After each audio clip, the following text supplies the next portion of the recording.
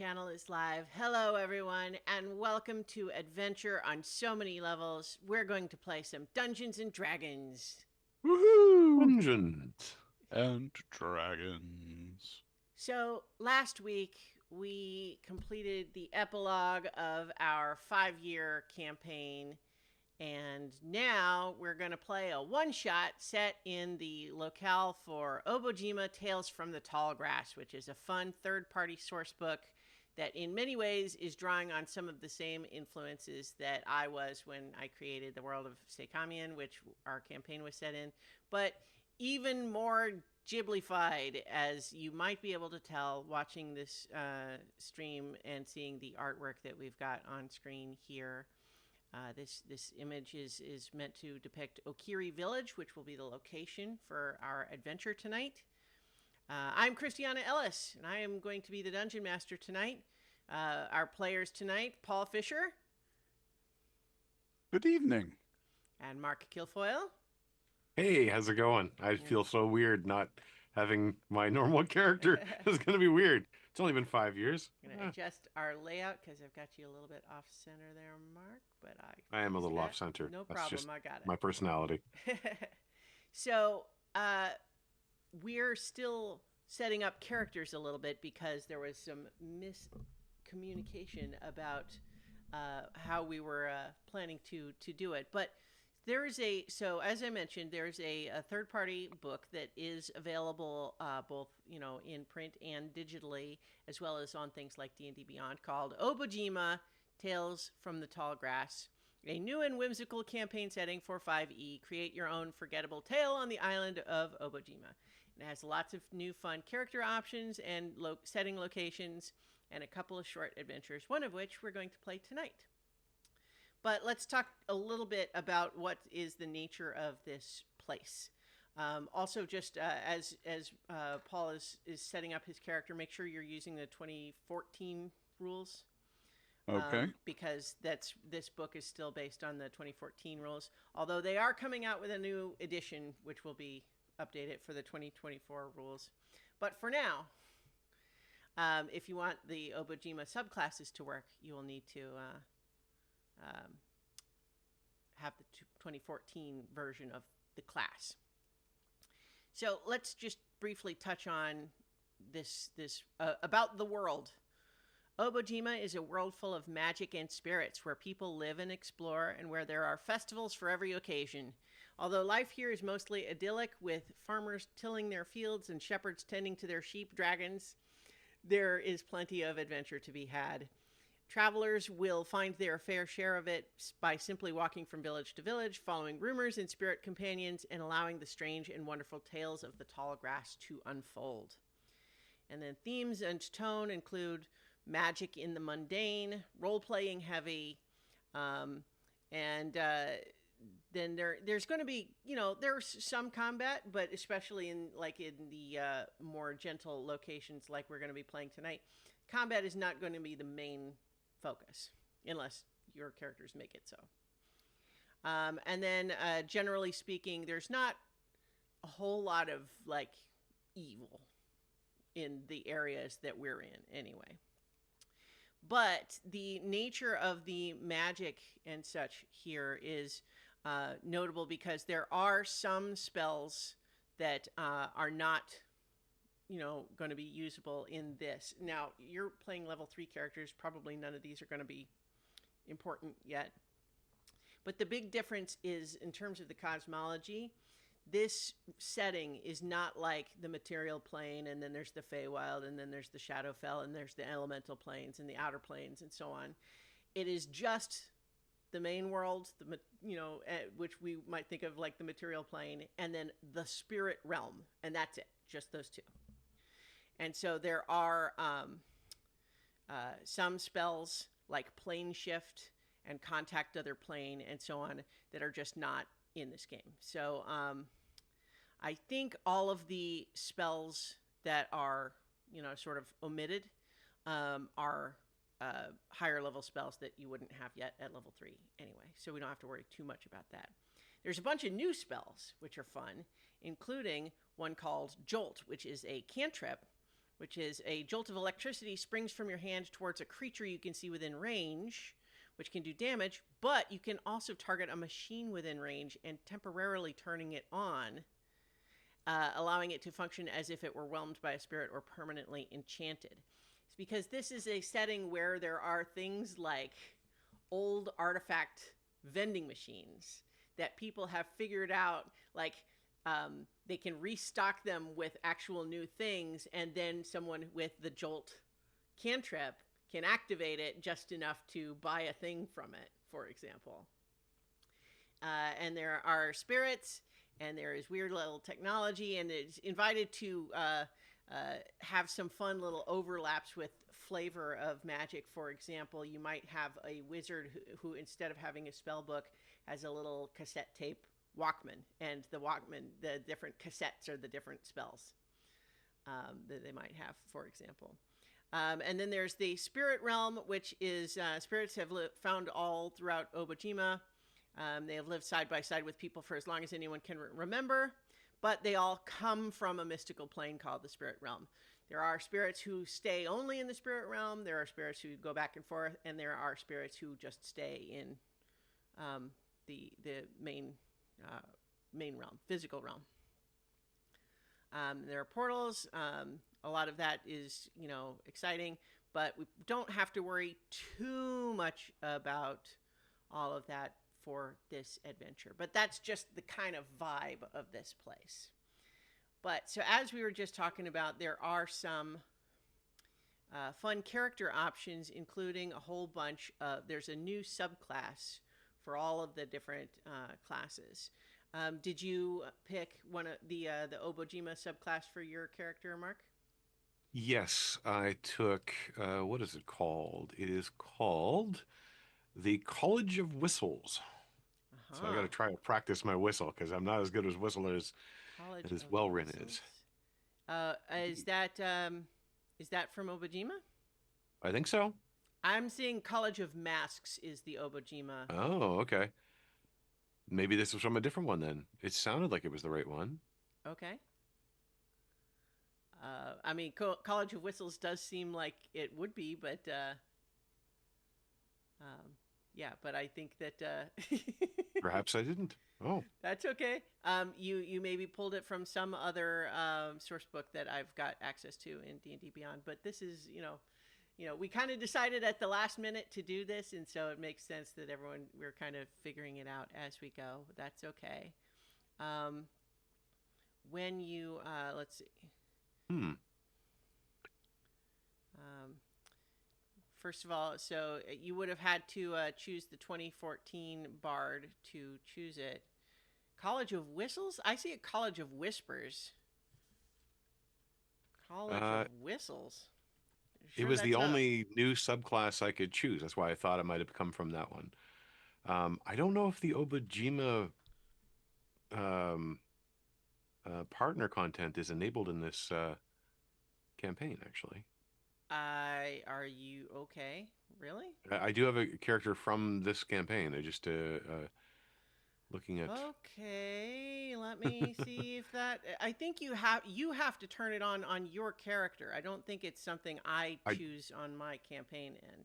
I don't have it on my list unless it's Evantris. Is that the company? No. So, but like I don't allow or disallow that on my end, I don't think. But you do when you are creating the character.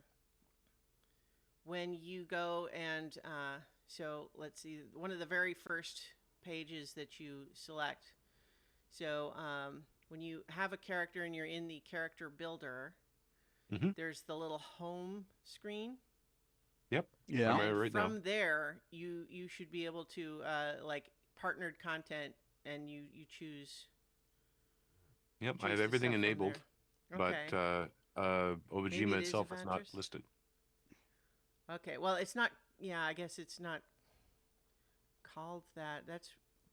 So did you? I believe 1985 Games is the one, actually. It's enabled. Yeah. Okay. So I'm not. So did you choose, when you chose the class, did you choose the 2014 Bard? Good question. Let me just Because double check. that will make the difference. This is why I said you need to pick the 2014 version of your class. I don't know if I can check that right now. Okay. So when you're selecting class, you add another class, and you have to scroll down past the past the initial list of core rules and to the 2014 core rules. No, I did accidentally choose core rules, not thinking it was. I thought the 2024 would be listed differently. All right, well, I will rebuild that part very quickly. Okay. Here. So I chose 2014 Fighter. Okay. And then I say add class. Well, you don't need to add class if you've already chosen fighter. Yeah, I deleted the class. But okay. Yeah, so you want to go down there we go. 20... Under optional feature manager. Okay. Obojima Hero's Journey Boon? No. So I think you're already past where you need to be. So as long as you are, if you click on home and under partnered content, there's 1985 games. It should be on there, I would guess. And so if it is, then you go to class, and you just need to make sure you're selecting Fighter 2014 Core Rules Fighter. Right.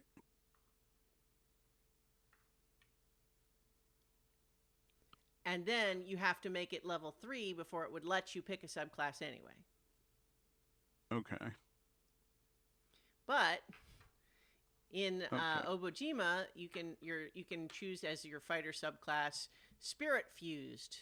Even the life of a spirit must come to an end. Those who take on the moniker of a spirit-fused fighter do not normally do so by choice, but rather by circumstance. Because to become a spirit-fused fighter, you must first become the vessel of a dying spirit.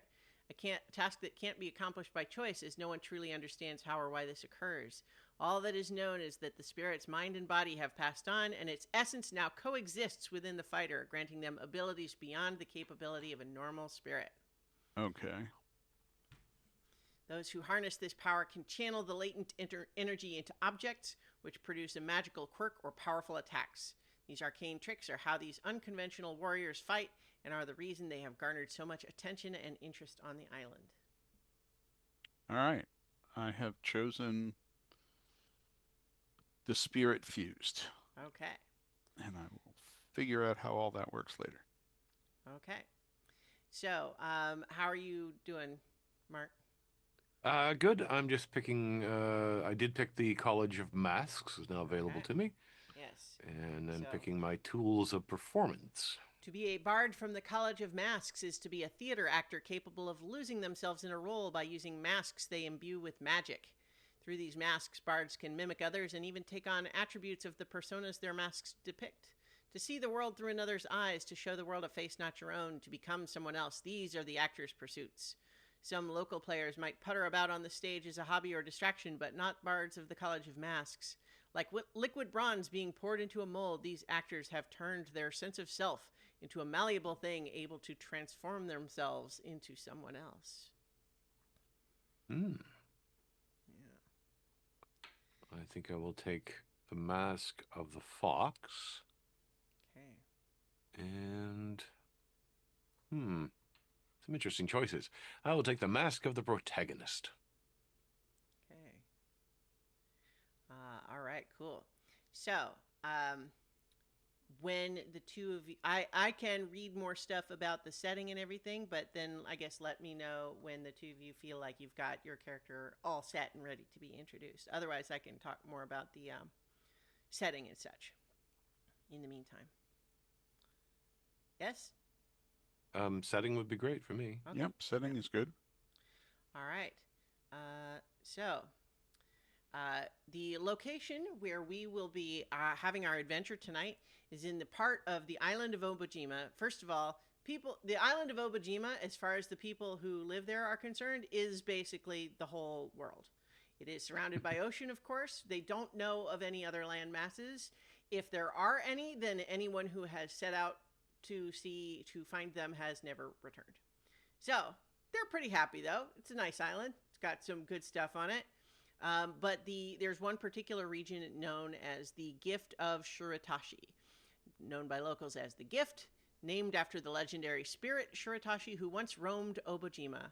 It's a harmonious blend of tropical paradise and pastoral tranquility. Landscape is a tapestry of verdant farmland, thick forests, and rolling hills blanketed in lush meadows where the scent of flowers fills the air. In the valleys, gentle rivers meander towards the coast and the golden beaches that the Gift is known for. Scattered across the land are quaint villages and towns where the rhythm of life is slow and relaxed. The inhabitants, primarily farmers and craftspeople, cultivate the land, growing vegetables, spices, tea, and fruit, as well as raising all manner of livestock to graze the hillsides. And then we're specifically going to be in Okiri Village, which is the location, as mentioned, is depicted in our little image here. Quaint, charming, and idyllic, Okiri is a farming village in the Gift of Shuratashi, nestled in rolling hills between a modest wood and a lazy river. It's a place where everyone knows everyone else. The river, which flows south from Mount Arbora, intersects with the east-west road, placing Okiri on a crossroads. Travelers frequently pass through the village, bringing news from the outside world, but generally Okiri has remained somewhat insulated from the larger dangers that lurk in the vast expanse of the Gale Fields just beyond the farmland. Though small, Okiri boasts a diverse population with Nakaduma, which are little frog people, humans and elves all making the village their home for generations. The history of the village stretches back to the earliest days of the Nakaduma age, and then, like today, has been the stomping grounds for a variety of nature and beast spirits. Compared to other villages of similar size, Okiri supports a quite large amount of trade, perhaps best known for its sheep dragon herders, who shear the wool to craft a variety of goods such as woolly hats, sweaters, cloth, and blankets. Other villagers grow a variety of vegetables, fish on the river, or ply their trade as craftspeople.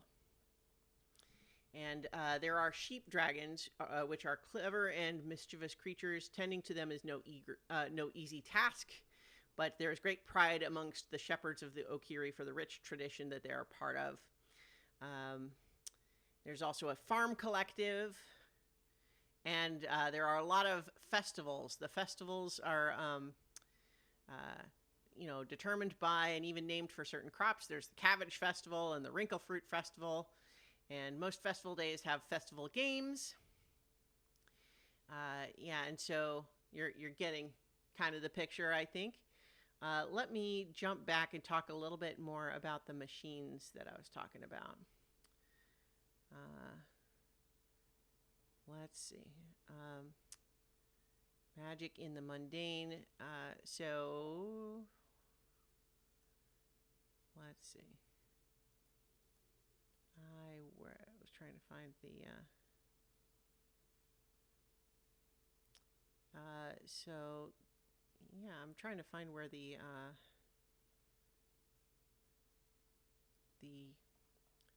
bit that I was thinking of, talking about the way that. Here, let's see. There we go. Technology. On Obojima, the most advanced technology is also its oldest. For as long as anyone can remember, and even as far as historians can discern, the island has always been home to this peculiar category of technology. Instead of being an oddity, however, the islanders have embraced what they call first-age relics and integrated them into their society so that Obojima today is a mix of vaguely medieval and near-modern technology. The adoption of relics from the First Age into the everyday lives of Obojimans is one of the things that gives this setting its unique flavor. A wizard with headphones might cast spells from a cassette instead of a spellbook. A vending machine at a dangerous crossroads might provide a desperately needed healing potion to an injured traveler. A floppy disk might be the key to a hidden vault. First Age relics don't have to be fully understood in order to be fully embraced. That's not to say that the mystery of the First Age is ignored. There are those who devote themselves to studying it, but technology has been part of island life for so long that it is just part of their world. And they can, but many relics from the first age require power to run, and without gasoline, batteries, or outlets, Obojimans have had to find other ingenious methods to get them powered up. Certain spirits possess the ability to function like batteries or as a source of fuel known as whelming, and they're happy to lend their services for the right price. Alternatively, Obojimans can turn to magic. At some point in the island's long history, wizards discovered the spell Jolt, which can be used to power devices. So as so a lot of some of the technology could be either in a working condition, which means that the Jolt spell or a spirit could power it, or damaged, which might mean you have to make some checks, or sundered, which means it's beyond repair. There are lots of vending machines that, as I mentioned, many of these old vending machines may have, long since been emptied out of whatever they originally had, but people have figured out how to restock them with their own stuff, and sell their own things in it. But because you for every talented mage that enchants a vending machine, 2 talented thieves are plotting to steal the vulnerable goods. This is why most vending machines are protected by a guardian in the proprietor's absence. Guardians are often spirits, monsters, or another willing person who has entered a deal with the wizard. Of late, awakened cats have become the guardian of choice. Yes, and then there's cartridges, cassettes, and VHS. Once the curious crinkly black ribbon was first unspooled from the plastic casing of a cassette, it didn't take long for sages to uncover it contained hidden messages, and they've found ways to re-enchant them. And there's also Instaprint cameras, which, Polaroids basically. A favorite among first age gadgets found on the island is the camera, particularly Instaprint cameras, which miraculously spit out a small card that reveals the captured image after a few moments with the help of vigorous shaking. In addition to the almost instant gratification, it was discovered that the film cards these cameras use are sensitive to magic, which shows up as an aura in the pictures. It was through the playful use of an Instaprint camera that a family in Okiri Village discovered that their heirloom ladle was, in fact, enchanted with a powerful curse that soured every soup it touched. Original packs of film cards are hard to come by these days, but savvy alchemists have recently found a way to make new ones using silver dust and a bit of magic. So, how are the characters coming along? I think mine's done. Yeah? Yeah, I think I'm done. Okay, well then let's figure out who they are. Do they know each other? What are they doing in Okiri Village?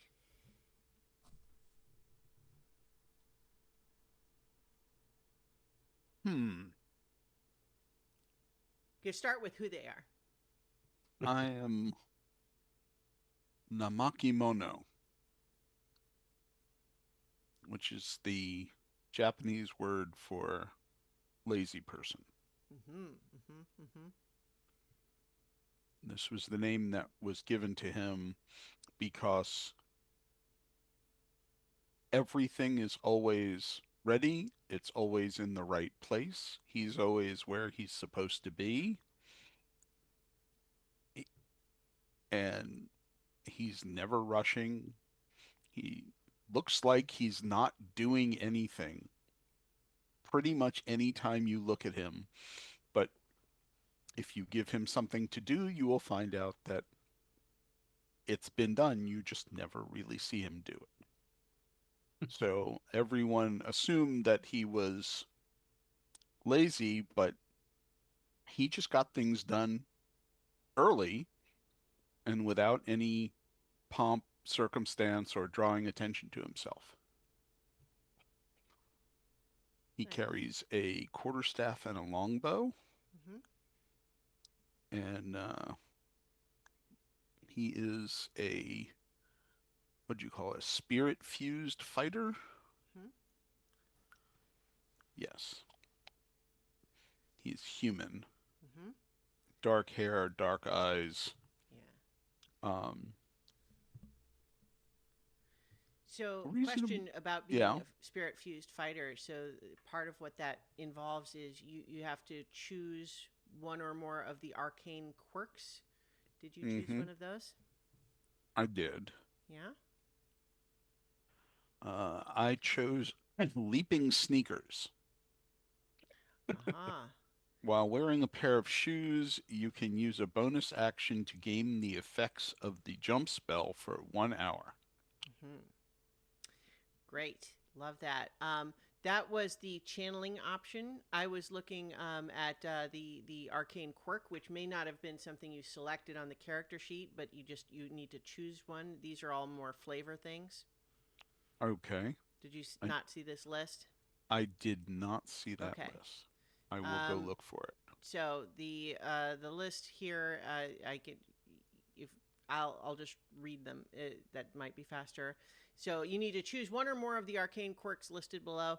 When activating any of the features from this subclass, first stage technology around you begins to act haywire.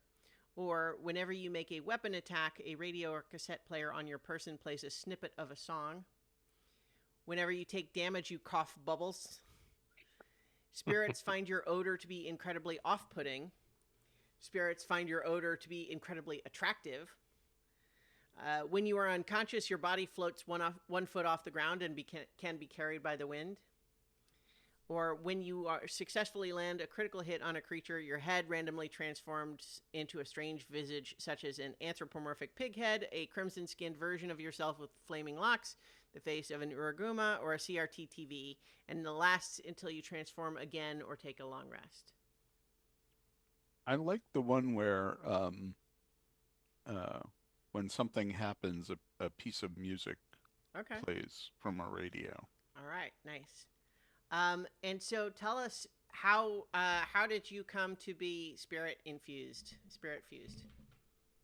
Um, there's a long, complicated history. The village I come from is known for its raspberries, and uh, the woman that I'm in love with um, uh, was making a machine based on magic to puree the raspberries in order to make our famous lava flows in the style of um, the son of the original uh, man who did the pureeing by hand. His name was Hans. He named his son Hans, and this was through a long series became the second Hans. So she was working for second Hans and was uh, attempting to imbue spirit magic into this machine in order to puree raspberries.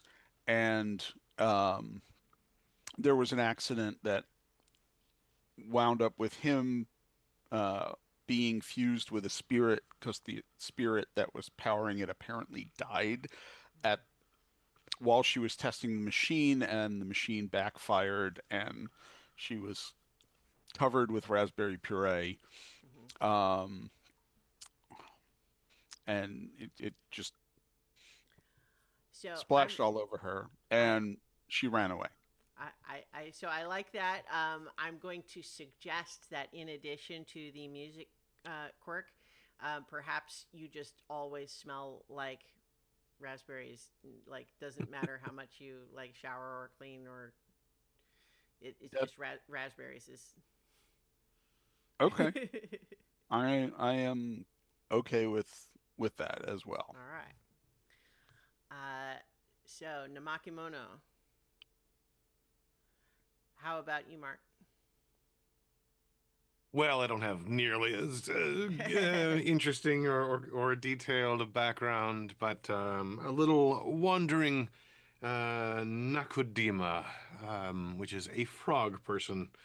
I seem to be on a short person kick. He's 2'5", always smiling, always whistling, although he didn't go that way. Named Welrin. He is a happy little bard going from place to place to find out all the beautiful buried things that are in the ground. Always a smile on his face, but that might also be because that's the way his face is made. But he also carries a few masks on his hip, and on occasion will tell a story with one or two of them and become someone else entirely. Mm-hmm. Nice. Member of Aha. which is a wandering group of researchers looking into all the buried things. Oh. See Aha what the or past has aha. brought. Yeah. Aha. Yeah. It is both a statement of excitement and purpose. Okay. So it looks like as a bard of the College of Masks, you have the copycat ability, which basically lets you use one bardic inspiration to cast the alter self spell. And it has the following changes. You don't need to concentrate. You have 5 temporary hit points. The spell ends early if you lose those temporary hit points. And you gain new equipment that you would associate with the target and are aware of it possessing, such as clothing, armor, weapons, or small belongings. Any equipment gained in this way has no magical properties, even if the original would. And then any equipment you were wearing or carrying merges with your new form, and you can't activate, use, or wield or otherwise benefit from it. So that's fun. I'm going to. So you tell me as a little tiny frog person. Mm-hmm. Do we think that your copycat lets you make yourself look like human size? Uh, Probably not. So when he takes on human form, it'd be a child. If he takes on, Okay. gnomes or halflings, I don't know if they exist, to be about the same size. Dwarf would be a little skinny. Mm-hmm. Um, Okay. but no, Yeah, I don't it think it does changes say the you size can't that appear as much. a creature of a different size. So Right. you could look like anything you want, but only small. It was tempting to take in large just so I could look like a normal human being, but Yeah. I didn't have it. All right, cool. And so then you also have your tools of performance, which you said you chose the. The Mask of the Fox and the Mask of the Protagonist. Yeah, so while wearing a Mask of the Fox, you can move through a hostile creature's space regardless of its size, and another creature's space isn't difficult terrain for you, and your AC increases by 1, and when you make dexterity saving throw, you can use your reaction to gain advantage. That's fun. But you have to be wearing the mask to have that benefit. Yep. And then protagonist mask. When you roll initiative while wearing the mask, you gain temporary hit points. You can mark a creature as your antagonist for 1 minute. And then you have advantage on ability checks involving your antagonist. Yeah, okay, fun. What does the mask of the protagonist look like in your mind? Oh, that's a good question. Huh. Probably golden mask of more humanoid features than his own, I would say. Um, Actually, let's make it elven in nature. So it has that sort of large, somewhat almond-shaped eyes. There's actually the hint of ears that go on it as well, and it's a little bit elongated because it fits over his face, but that's mostly from the nose is a little bit elongated than the typical elven, but golden and slightly glittery. Nice. The one thing we didn't say about the Spirit Fused Fighter is that you also have Channel Essence, which is you have a pool of 4d6s that you can spend when you make a weapon attack to either add it to your attack roll or to the damage. And then you regain them when you finish a short or long rest.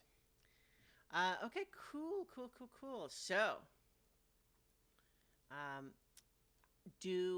what did you say your name was, Mark? Whelryn. Whelryn. Whelryn.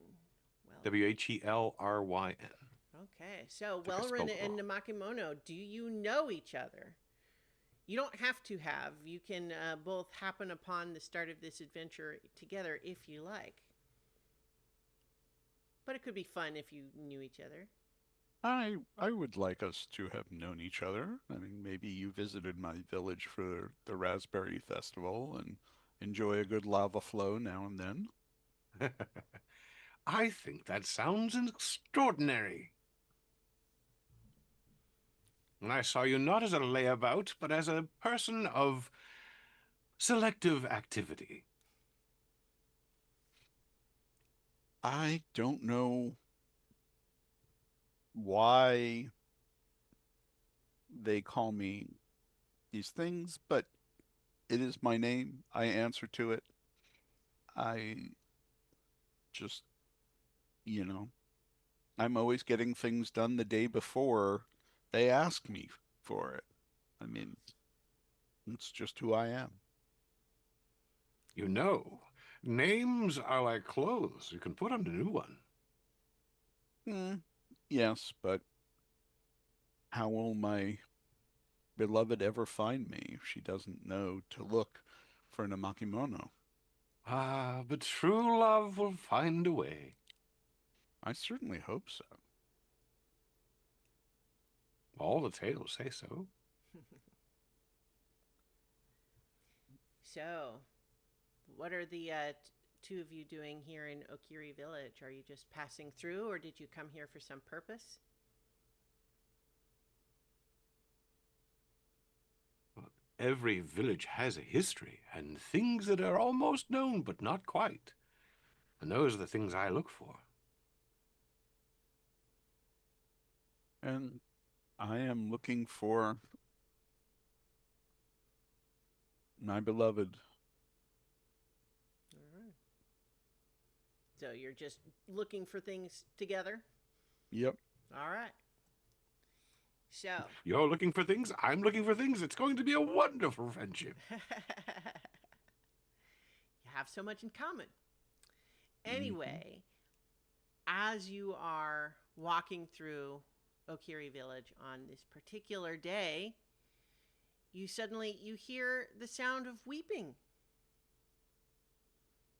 And so you're just strolling along this road, but then you kind of just like off behind one of these buildings, you hear someone crying. Alas, a sorrow. Shall we see if we can brighten someone's day? I think that we must. So as you investigate, you follow the sound, you find a young adolescent boy sitting on a stone across from a small wooden house with his head in his hands. He's crying. Next to him is a sad-looking pack mule loaded with several sacks, each marked with the insignia of the Courier Brigade, which is basically the magical post office, which, you might have gathered, but it's serious business because, it's potentially dangerous to travel around. So if you're going to have anyone being couriers, they have to know what they're doing. Usually they're not 13-year-olds. All right. Young sir. Huh? No, I wasn't crying. Of course not. And even if you were, that's no shame. No, I can clearly see that you must have something in your eye that's irritating. But we were wondering if you were in need. Well, and he's kind of looking to this nearby house and kind of looking distraught, and he says, well, okay, so, here's what happened. So my sister Ashi is a knight of the Courier Brigade, and I always wanted to be a postal knight too and impress her. And then one of the postal knights was sick today.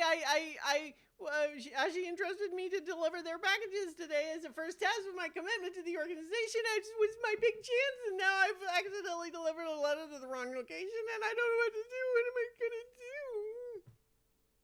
Well, that's quite a bit of information all at once. Yes. First, let us begin with first things. My name is Welrin. My friend here is Namakamona. What is your name? Oh, I'm Lomi. Lomi. Wonderful name. See, names are wonderful. Well, Now, I was more a fan of names a minute ago before I delivered a letter that was supposed to go to Mrs. Linfrey to Miss Lindley.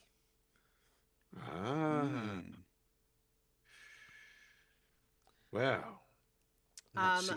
I would invite the two of you to each make an intelligence check at the mention of this name, Miss Lindley. Intelligence? Mm-hmm. Oh, I suppose. That's a 7. Uh-huh. Mm-hmm. I also got a 7. Wow. Okay. Neither of you know anything about Miss Lindley. That's fine. Names do rhyme. It wouldn't be Mm-hmm. impossible to not understand. Sure, yeah. So yeah, so you see, I, I. This is and he points to the house. Is like that's Miss Lindley's workshop, but the letter was supposed to go to Mrs. Linfree, and I put it in the slot already, and I don't. Now it's locked up. I can't get it back. Well, Did you try She's knocking gonna on the be so door? disappointed in me. There. Let's see. well, we could try knocking on the door for you. Well, no, I already knocked. She's not home. Um, Ah, uh, could you, um, I don't, you guys, do you know how to, like, pick locks? I can pick them off a shelf. I can't, I don't have much, but, I have, I could give you, a few, sea petals, which are basically, like, silver coins. Um, or I have a couple of like first aid trinkets. I mean, they're not like magic ones. Or I could be your assistant for a while. But like, Well, let us resolve what's happening first, and then we'll discuss what future times we might have. Mm-hmm. There, young man. This is nothing to be worried about. Why, if I haven't made 3 mistakes by breakfast, I feel that I haven't done anything all day. I does then it matter spend how half... big the mistakes are? Because this one feels pretty big. Oh, well, if it's a bigger mistake, I have to make less, perhaps. But if there's one thing I know, it's that I will make mistakes. If it's another thing I'll know, is I'll try to fix them. And I can help you fix yours, I think. Yes? Namakimono, do you agree? I do. Um, I think we could help, and we'll see what we can do. Perhaps Well, thank you. there's a way into the house that we can figure out so that we can get this letter back for you. Okay. Yeah. Okay. Do you want me to? Can I? Do you want me to help or what do you want? What should I do? Perhaps you could describe the letter. Is there anything special about it? Uh, I think it's like just an envelope. I don't remember if there's a Okay. special description of it. I don't think so. It's just like a letter. The name will give it away, I'm sure. All right. Then let us look. Where is the house? Yeah, so he's just across like a little path from the house, and so Miss Lindley's workshop is a small and humble wooden house in Okiri Village. There's a little cobble path that leads to the front door, which is painted a bright green, and a sign that hangs above the door reads "Closed," written in faded cursive. On either side of the front entrance are boomberry bushes, which have been picked clean of fruit. The windows all across the house have been frosted over, and numerous birds have begun to nest on the tiled roof. And so you see the front door here from this side. Okay. There I are, would. there are windows in the front door, and you could walk around the other side of the building if you like to. I would like to walk around the building, Mm-hmm. and see if there's a place that I can jump up into that will get me into the house, like if there's an open window or a balcony or something. Sure. Yeah, it is. It is a like at least you only see one story. Like on it's only a one-story building here. It might have a basement or something. And in fact, as you go around, you do find that there is an ivy-covered double door that leads into the cellar. Aha. I was thinking about going up, but maybe there's a way to go down. Mm-hmm.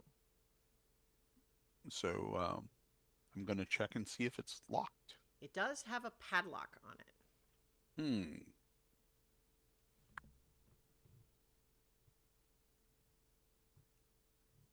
Right? It doesn't look like an especially fancy padlock, but I'm mundane gonna, padlocks have been locking things for years. yep. I'm gonna pull on it and see if it's locked or unlocked. It is locked. Hmm.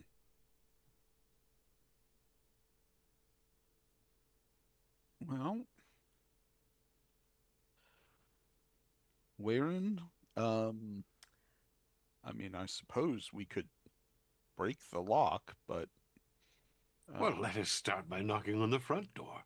Perhaps they've returned in the meantime, or somebody needs a louder knock. maybe that seems like a good idea. Let's Hmm.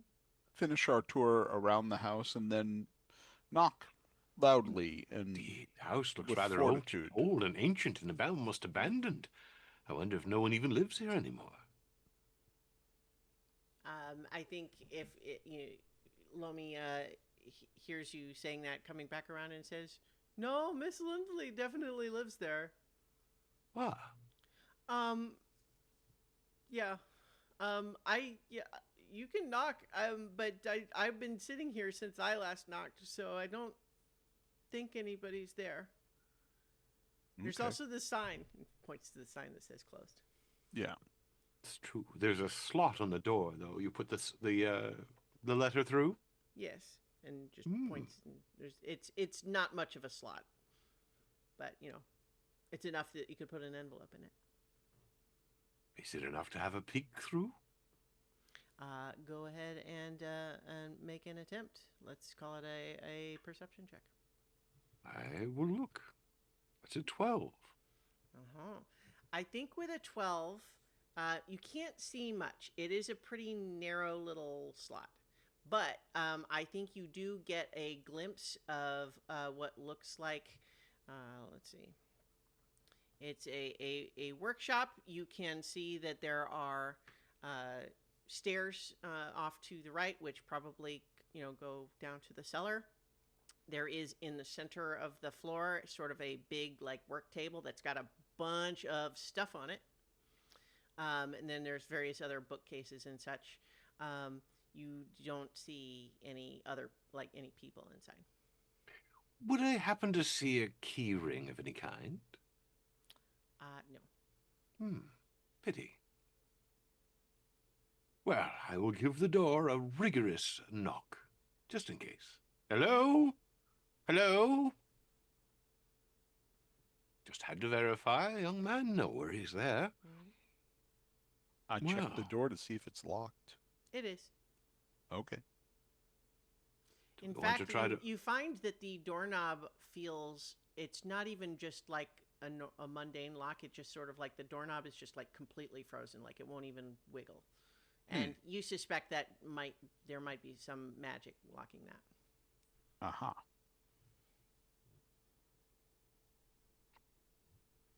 Well, we have our choices. Mhm. Leap to the roof, crawl to the basement, or try to convince this door to open up. Hmm. I will offer, in the interest of moving things along, that padlock looks like it's not very fancy. Probably could be picked or broken without too much difficulty. Well, I know nothing about picking locks, but I do have a stout quarterstaff. I could Uh, try wedging it in there and breaking the lock. I'll take my delicate fingers at it for a moment. I can try. It's not really my specialty, but then again, I don't have a specialty. It's the wonder of being me. All righty. Per the adventure here, it only requires dexterity check, as opposed to Um, needing to use thieves' tools. But if you had those, you okay. could do that. I do not have thieves' tools, Okay, well, that's fine. I but I have a will let. Hmm? oh, I have a decent dexterity that I assume you do as well. Hardly. If you'd like to give it a try. Okay. Mhm.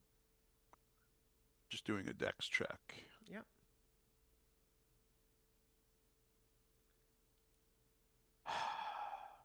I'm trying. It does not want to do. It's at +2. I don't know what's wrong with this thing, but I don't know. You could also just roll a die. Okay. yep, 6 + 2. I don't think that's going to do it. It rolled an intelligence save? It's, I don't know what this thing is doing. It's not behaving normally. I'll worry about it later. Okay. Yeah, so an 8 is not enough. I think you feel like it's sort of like a little like rattly and wobbly in there.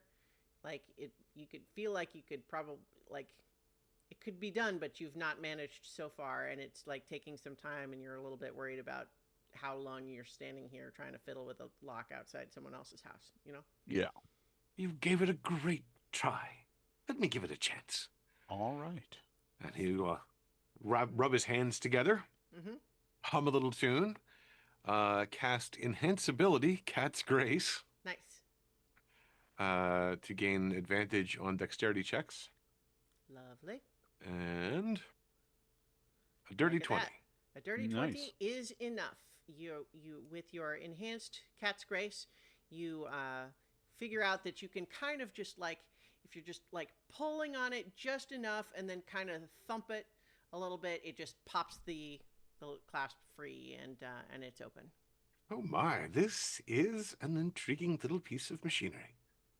I All can right. see where you went wrong. No worries. Now, shall we play into the parlor? Yes. Let us Alright. proceed into the cellar. Okay, so the two of you descend the stairs into the cellar, and as soon as you have completely cleared the threshold, the cellar door that you just had gone through, slams itself shut, and the two of you suddenly find yourself engulfed with magic, and you both immediately shrink down to 2 inches tall.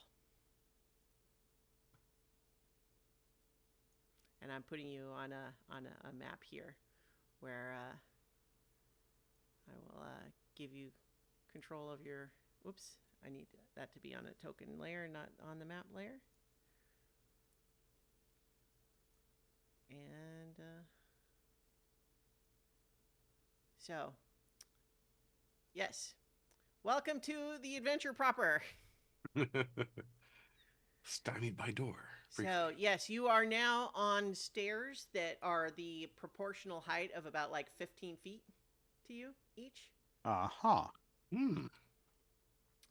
And you are looking out along the cellar here. So the shadowy cellar smells of damp earth and some pungent, unrecognizable odor, perhaps from the centuries of bubbling concoctions that now stain the earthen floor. Magical flames flicker within soot-caked lanterns that hang on the walls, each casting an eerie glow upon old wooden crates and rows of sagging shelves that hold all manner of dust-covered bottles and curios, some of which are covered in sackcloth. As the last of you steps off the staircase, so I guess that per that description, you get to be at the bottom of the stairs already to start.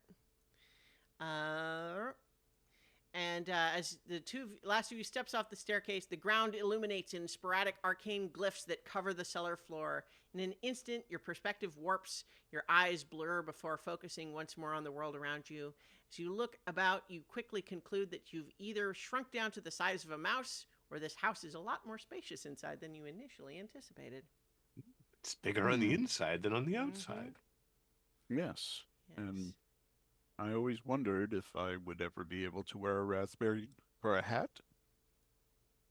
I mean, one could always try at any size. Yes. Well, if I had a proper sized raspberry on me right now, I would try, but alas, I do not. Well, this is odd. I certainly hope it's reversible. If Don't worry, not, you'll get used to being smaller, I'm sure. I'm sure we'll figure it out. In the meantime, why don't we head for the stairs up so that we can see if that letter. I mean, we could. Yes. But you know, Yes. there are a lot of intriguing things in here. Are you intrigued? Always. Well, then by all means, my Let us friend. poke around just a little. I'd love to know the character of Mrs. Lindley. Lindley. Lindley. Seems to be quite an accomplished magician. Mm-hmm. I would say so, yes. Hmm. I will follow your lead Okay. and Oh, watch your back. did I give? Let me give you control over your tokens here. I meant to do that already and then didn't, and so let me do that. I am rapt at attention. I'll move in a moment after I've absorbed the scene. Oh, there we go. Oops. Just carefully set what I wanted the control and then click cancel instead of save changes. Seems like the right thing All to right. do. You should each be able to move your token now. Indeed. Yes. So as mentioned, there's crates and barrels and lots of old bookshelves. Like this left hand and southern wall here are bookshelves that we're just seeing from the top down, of course, and then the stairs here in the bottom right. And the center that's a rug, is that right? Yes, that's a big rug. Okay. All right. Well, perhaps we can rotate the room and end up at the stairs. I would think that the rug is perhaps difficult terrain at Yeah. your size. Yes. Perhaps it's best not to like avoid over. Like it's not like even a shag thing would just be like tall grass for you. It wouldn't be like over your head, but still, yeah. Okay. Shall we peruse the bookshelves, at least what we can see? Mm-hmm. All right. So go ahead and the two of you can make perception checks or if you like, investigation if you're taking some time to really sort of search them as opposed to a sort of preliminary survey. I think a simple scan will do. We don't want to keep our poor friend waiting too long. All right. It's a 15 on perception. Okay. Yeah. So I think that you discover a number of things. Most of the contents of these shelves seems to be spoiled and or unfinished elixirs and potions. And then you find that there are also a number of what look like they're probably spell ingredients. And I think if we were playing longer, we could get into what specific ones they might be. But you can see that some of these are quite uncommon. They're not, like typical, not just stuff that would be around here. So, further evidence to suggest a magic user lives here. Specifically, perhaps a potion maker.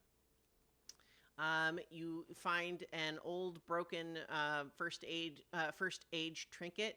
I'm going to say it is, it is this strange, like egg-shaped object that is now approximately the size you are.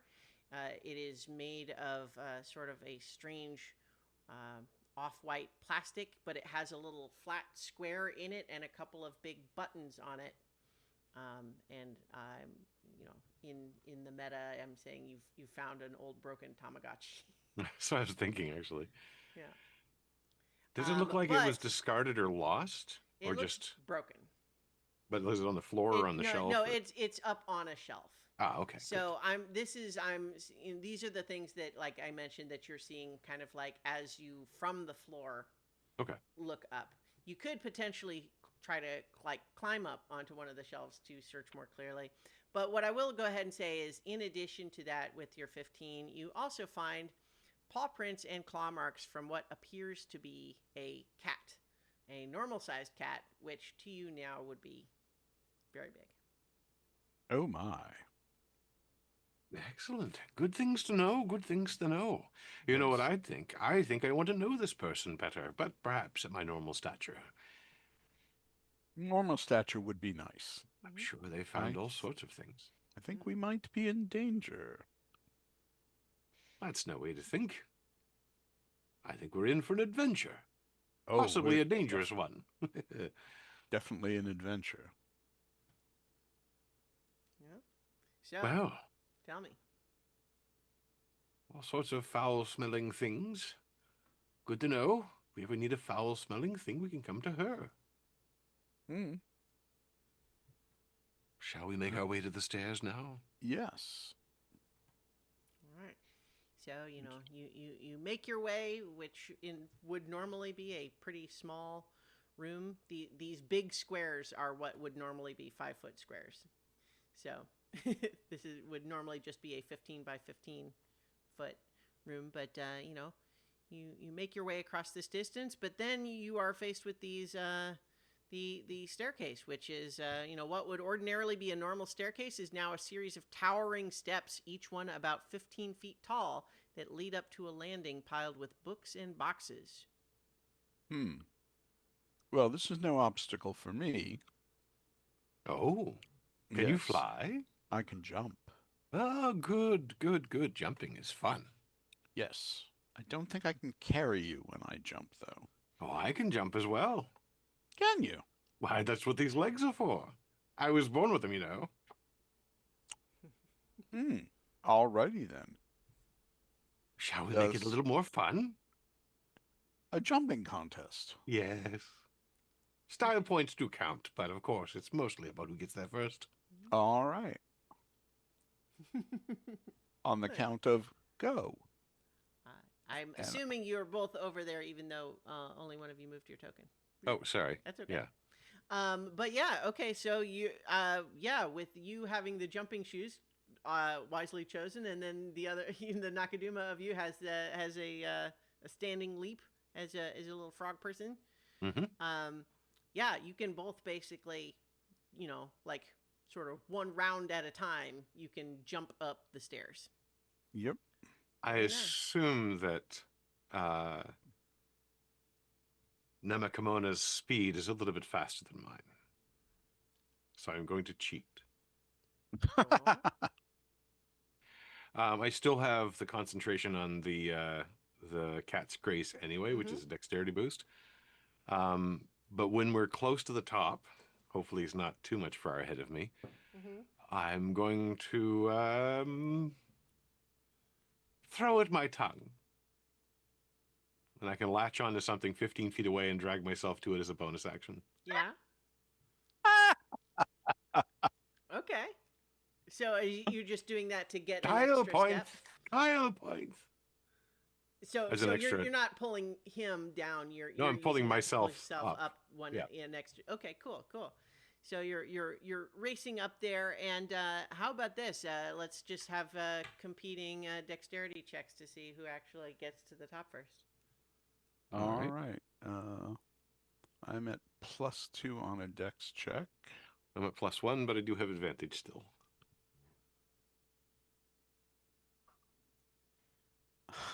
I got a 7. Except that it's rolling an intelligence save again. Like what's going on with you? Yeah, and it says my dexterity's +2, but it's only +1. I'm going to reboot my browser after this is done. All right. Or you could just do like you could do either digital rolls or roll it like a D20 if the D&D Beyond is not working for some reason. All right. But in any case, though, I think while you are both sort of racing your way up there, I think Waylon, with you definitely taking the lead with your sort of your leg jump and tongue jump combo. I think the two of you have made it almost all the way to the top, but you've lost a little bit of your you're not paying as much attention because you're focused on the race. And you miss that there are some bola bugs that are creeping out of the walls. I'm going to copy that seem to have been attracted by your cheers. And so these bugs, which would normally just be like a roach, like it's like, it's gross, but it's not scary. But now they're the size of you. And so you see them coming out and looking at you like, hey, we could maybe take them on. So let's roll initiative as they're coming in to attack. All right. I get +2 to initiative. Oh, I said bola bugs, didn't I? They're bora bugs, excuse me. Mostly Wow. found in dense forests, borobugs are natural engineers using their sharp horns and spiked wing casings to carve out intricate paths on the earth. They work in large colonies, scouring smooth, winding trails. These paths often lead to hidden clearings, ancient ruins, or secret groves where forest spirits dwell. But borobugs can also carve a path through houses and stone walls, which is why many in Obojimans see them as pests. And their initiative is going to be +2. So d20 +2. Their initiative is going to be 7. Mine is a 12. I have a 5.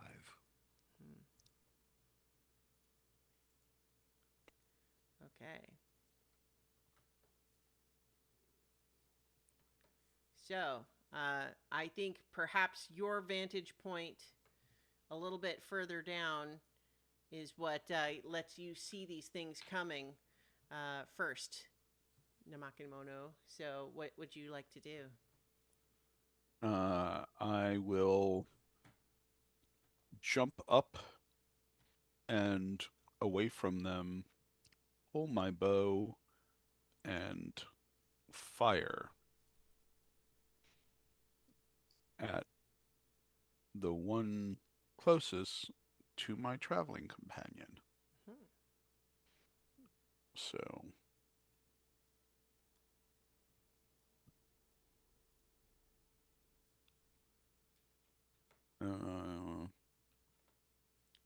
actually, I'll land there so I can just fire past him and not at him.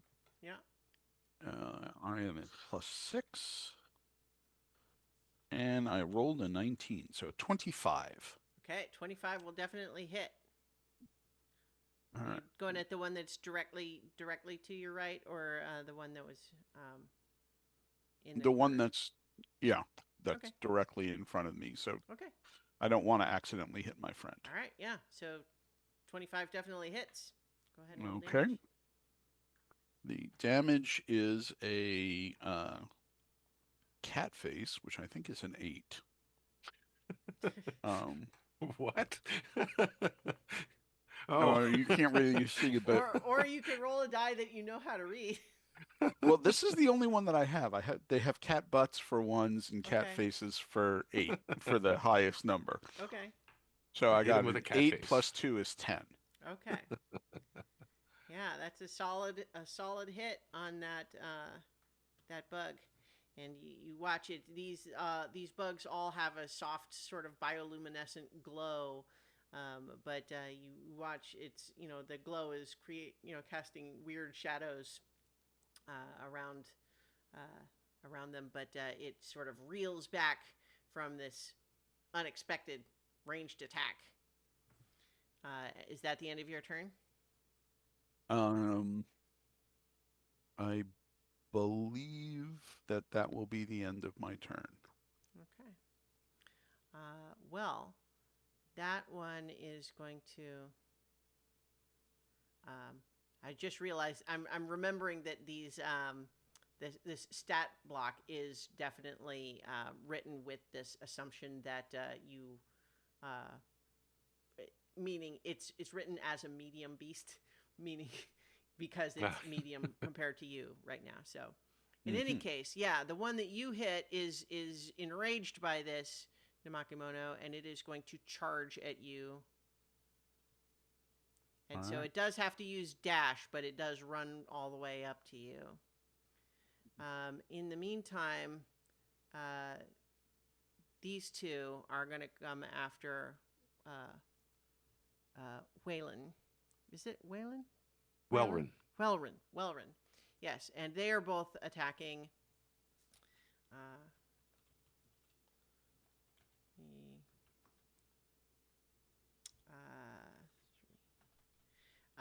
So that one gets a 9 and the other gets a 5. So my guess is neither of those hit you, but they're trying to charge you with their little sort of rhino beetle horn. Ah. But you are able to, stay on your toes and avoid their attacks. But now it's your turn. Yes. Well, I think not. I will draw forth a dagger. I attempt to dagger the one that's even with me. Huzzah. That is a 14 to hit. Is that right? 14, No, that's... Yeah, it is right. Okay. 14 hits, yeah. Okay. And does 3 piercing. 3 piercing damage. Yeah.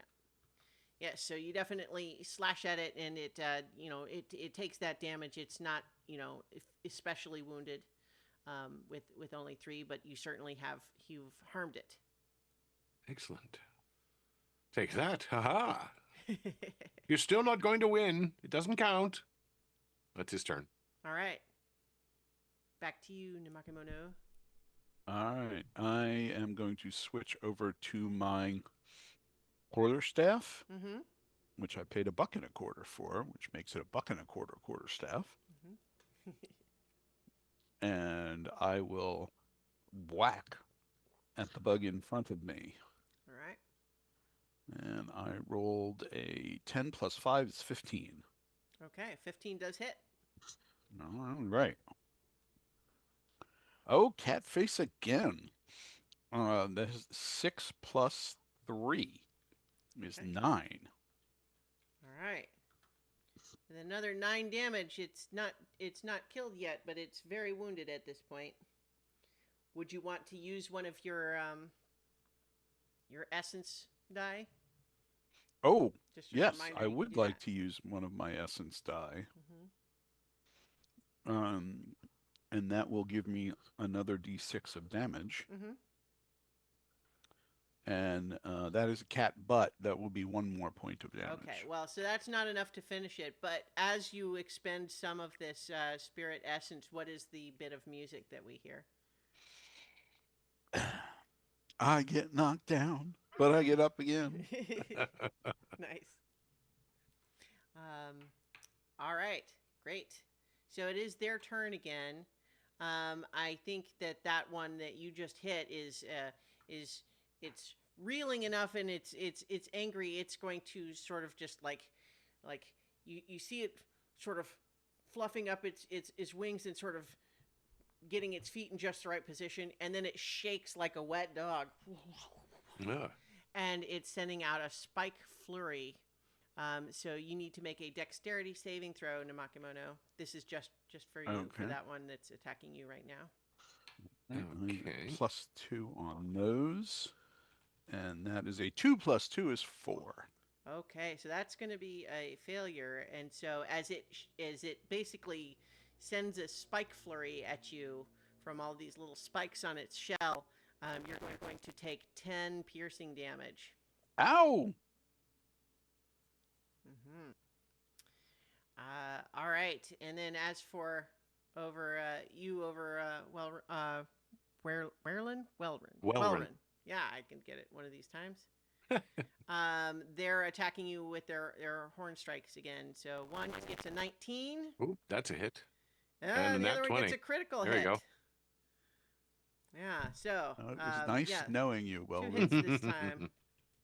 Always leave a good impression. If only in the floor. Okay, so that's 8 for the first one. Okay. And then 12 for the second one. Oof. Okay. All right. I always forget with level 3. You're probably hurt, but not like unconscious yet. Not quite. Yeah. Okay, but that is their turn for this time. Indeed.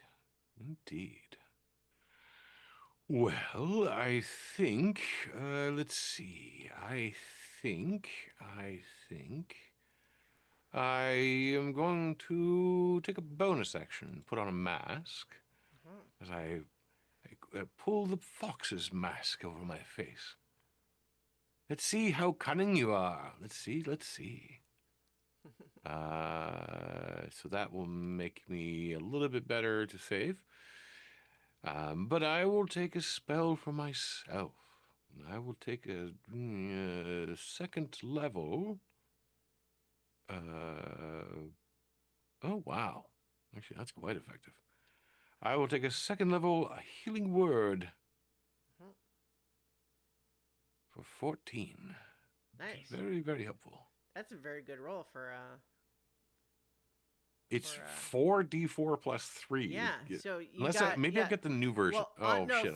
40. No, that's fine. It's fine. Don't worry about it. But that you rolled on 44, 2 3s, a 4, and a 1. Oh shit! So, I did. yeah. All right. So 14. That's nice. Yeah, that's good. All right. That's So, his turn. Yeah. So I guess that would have been 2 bonus actions, but I'll allow you to use No, your action to cast a bonus action. Sorry, I can use an action or a bonus action to put on the sheet on the mask. Oh, great. All good then. Okay, so that puts it back over to you, Namakemono. Can you finish this thing off? I certainly hope so. I'll also just invite you, for the nature of this this adventure, feel free to sort of like embellish narratively. You know what I mean? Like think beyond just sort of the normal mechanics if you have ideas for stuff. Okay. Just I am going to move over to here, and I'm going to hit it straight on with my staff like I'm playing pool, and I'm going to try and knock it off of this 15-foot cliff known as the third step down. Nice. And see if that will also inflict some damage on it when it falls. Assuming I can hit, I got an 18 plus 5 is 23. Yeah, definitely gonna hit.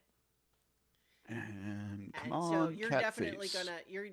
gonna finish it off. It has 2 hit points. So give me the cool narrative version of this move.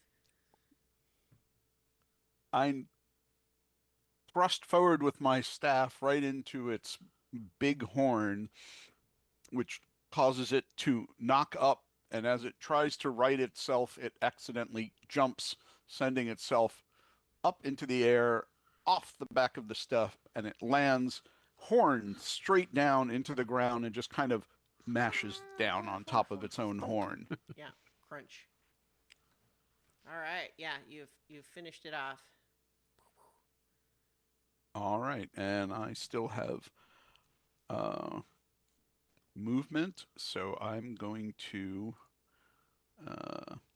move over here so I can line up for this guy. Okay. For the next round, and that is my turn. I'm observing with interest the fighter allowing the bard to tank the majority of the enemies. Well, it's fine. It's fine. I'm teasing. This is not a real criticism. So in any case, though, yeah, these bugs are definitely going to keep trying to attack Welrin. Yep. Yeah. Okay. That's a dirty 20. Yep. And a 10. Wow. Okay, the 10 doesn't hit. Yeah.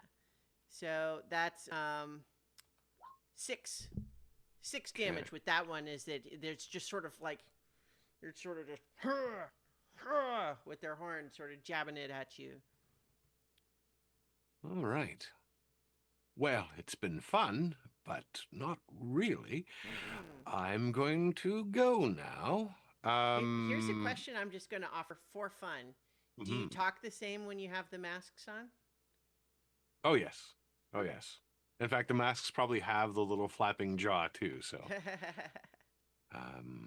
But yes. It might change a little bit over time. Who knows? I reserve the right to change my level 3 character sometime in the future. But no, I'm going to, let's see, and I can do this and that and these other things, but I think it's just going to be an action to disengage. And then I'm going to, because I'm a fox, move right through them to there, and then leap up onto the next level. Aha. Okay, and you disengaged, so no opportunity attacks. Yeah, I'm going to move there, just so I'm not directly beside them at the end, but yes. Lovely. I love that. That's great. Farewell, friends. Great. They're all yours. Okay. Wouldn't have it any other way, my friend. So, Namakimono, it is your turn again. Namakimono will fire his bow Okay. at the one down. Okay. I got a 12 plus 6. Yep. Their AC is 12, so you're good. So that is an 18 to hit, and I will roll 6 plus 2 is 8 damage. Okay. That's a significant hit, but it's going to take a couple more of those to finish it off. All right. Okay. Is that the end of your turn? That is the end of my turn. Okay. It is their turn again. The one that you just hit, once again, enraged. It's going to charge at you. Dump, dump, dump, dump, dump, dump. And then it does use the dash to get all the way to you. And then this one has a climb speed, and so it is going to... It just uses its little spiky feet to climb up the stair instead of jumping, but at least it's just the one now instead of a... yeah, so that one is going to try to get you with its horn again. That's another dirty 20. Yes, indeed. Mm-hmm. Wow. Only 3 that time. Okay. Okay. All right. Back to you, Big Come N. Closer again. Or little Just N. rather frustrating. Well, I'm going to have to stab at this one, right, I think, yeah. again. Yes. Well, it's turn. Yes, no. Little N is to be passed soon. That's for people, so I think.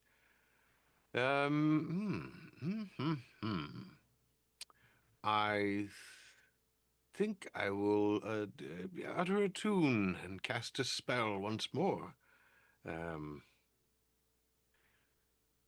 Yes, I think so. Sham, on the other hand, shoved under the little jaw of the fox a little toodle-doo to cast Healing Word at first level Okay. for 7 hit points. And that will be the turn. Okay. Did you not use an action at all? That was my action. Oh, sorry, that's a bonus action. Yeah. I forget that's a bonus action. Well, then I will stab at thee, little creature. Let's stab at thee at 17 to hit. 17 2 does damage. hit. All the, two, you're whittling it down. You're giving it some, scars that maybe will look cool to Borobug chicks. I'll give it a tale to tell. Mm-hmm. And that will be the remainder. Okay. All right. I will pull out my quarterstaff again and strike.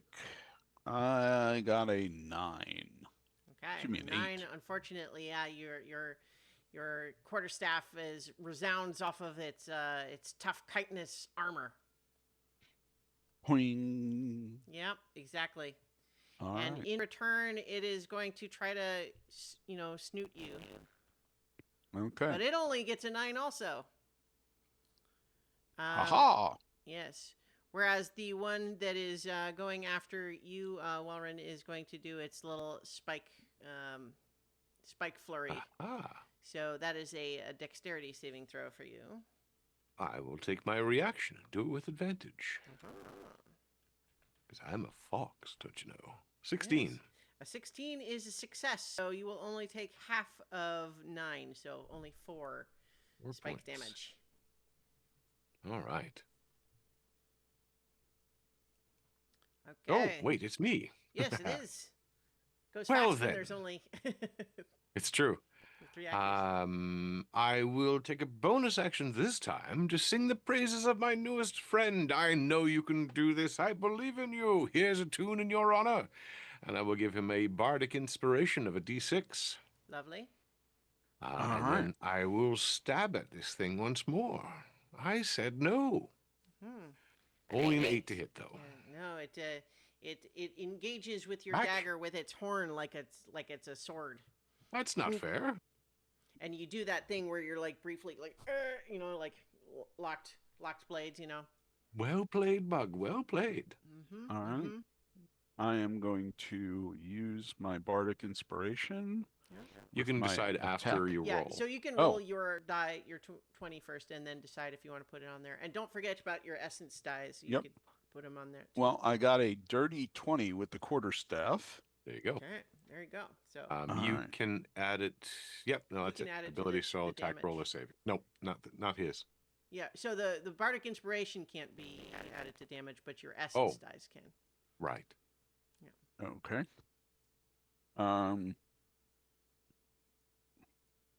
I'm going to use an essence die and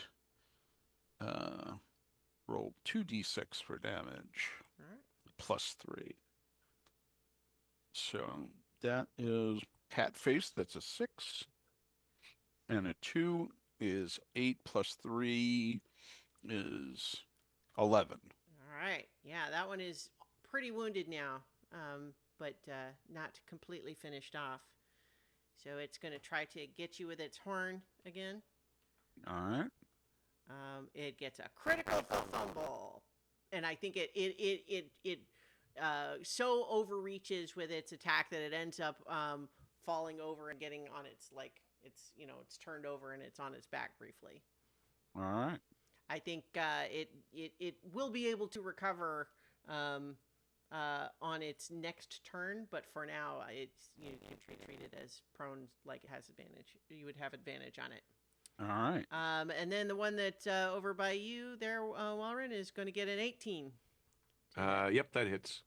Mm-hmm. I do have to make a few concentration checks. I failed the first one, so the Okay. the cat's grace is gone, but I haven't used it anyway. Okay. So it's going to do 7 points. piercing Oh damage. boy. Okay. All right. I tire of this dance, you little thing. Healing word at first level again. There we go. Using and a lot of then- your spell slots, but I suppose you need to, right? I hate these single-digit health points. Well, I mean, healing word is not like healing word is designed to heal across the No. battlefield. Yeah. I mean, I hate the single ones that I have left. Ah, yes, yeah. I've taken a lot of damage. Mm. But I will stab at thee once more for a Oh, nat there you 20. go. There you go. Nice. So 6 points. Okay. Great. What does your crit look like? I think he'll he'll kind of faint a little bit, cause its head to see if it can parry once more, and as the head moves one way, the dagger goes the other way and kind of stabs it in the eye. Okay, nice. Yeah. So I think you've given it a big sort of like, cool scar across the eye. Indeed. Classic. There you go. Yeah. I got it. I hit it. I hit it, my friend. All right. Well Nakamono, done. it is your turn. All right. You have advantage on it because it is on its back. All right. It looks up at you with big sort of like fearsome eyes, like, oh no. I got a 16. That'll hit. Yeah. All right. And I got 5 + 3 is 8 points of damage. You finish this one off. I whack it in its soft underbelly, and the back of it splats out away from me. Yeah. And now I will set up for next round and jump over to here so that I can get a bow shot on the remaining one next round.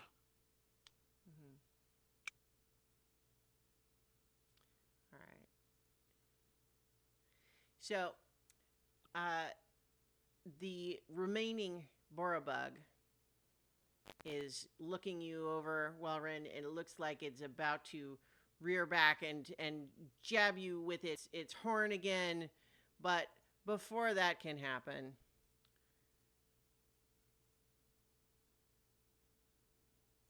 a cat jumps down from the top of the stairs, snags up the little bug with its big paw. Actually, probably more like that, and promptly eats the bug and kind of like puts it in its mouth and then kind of and spits out little bug parts. Um,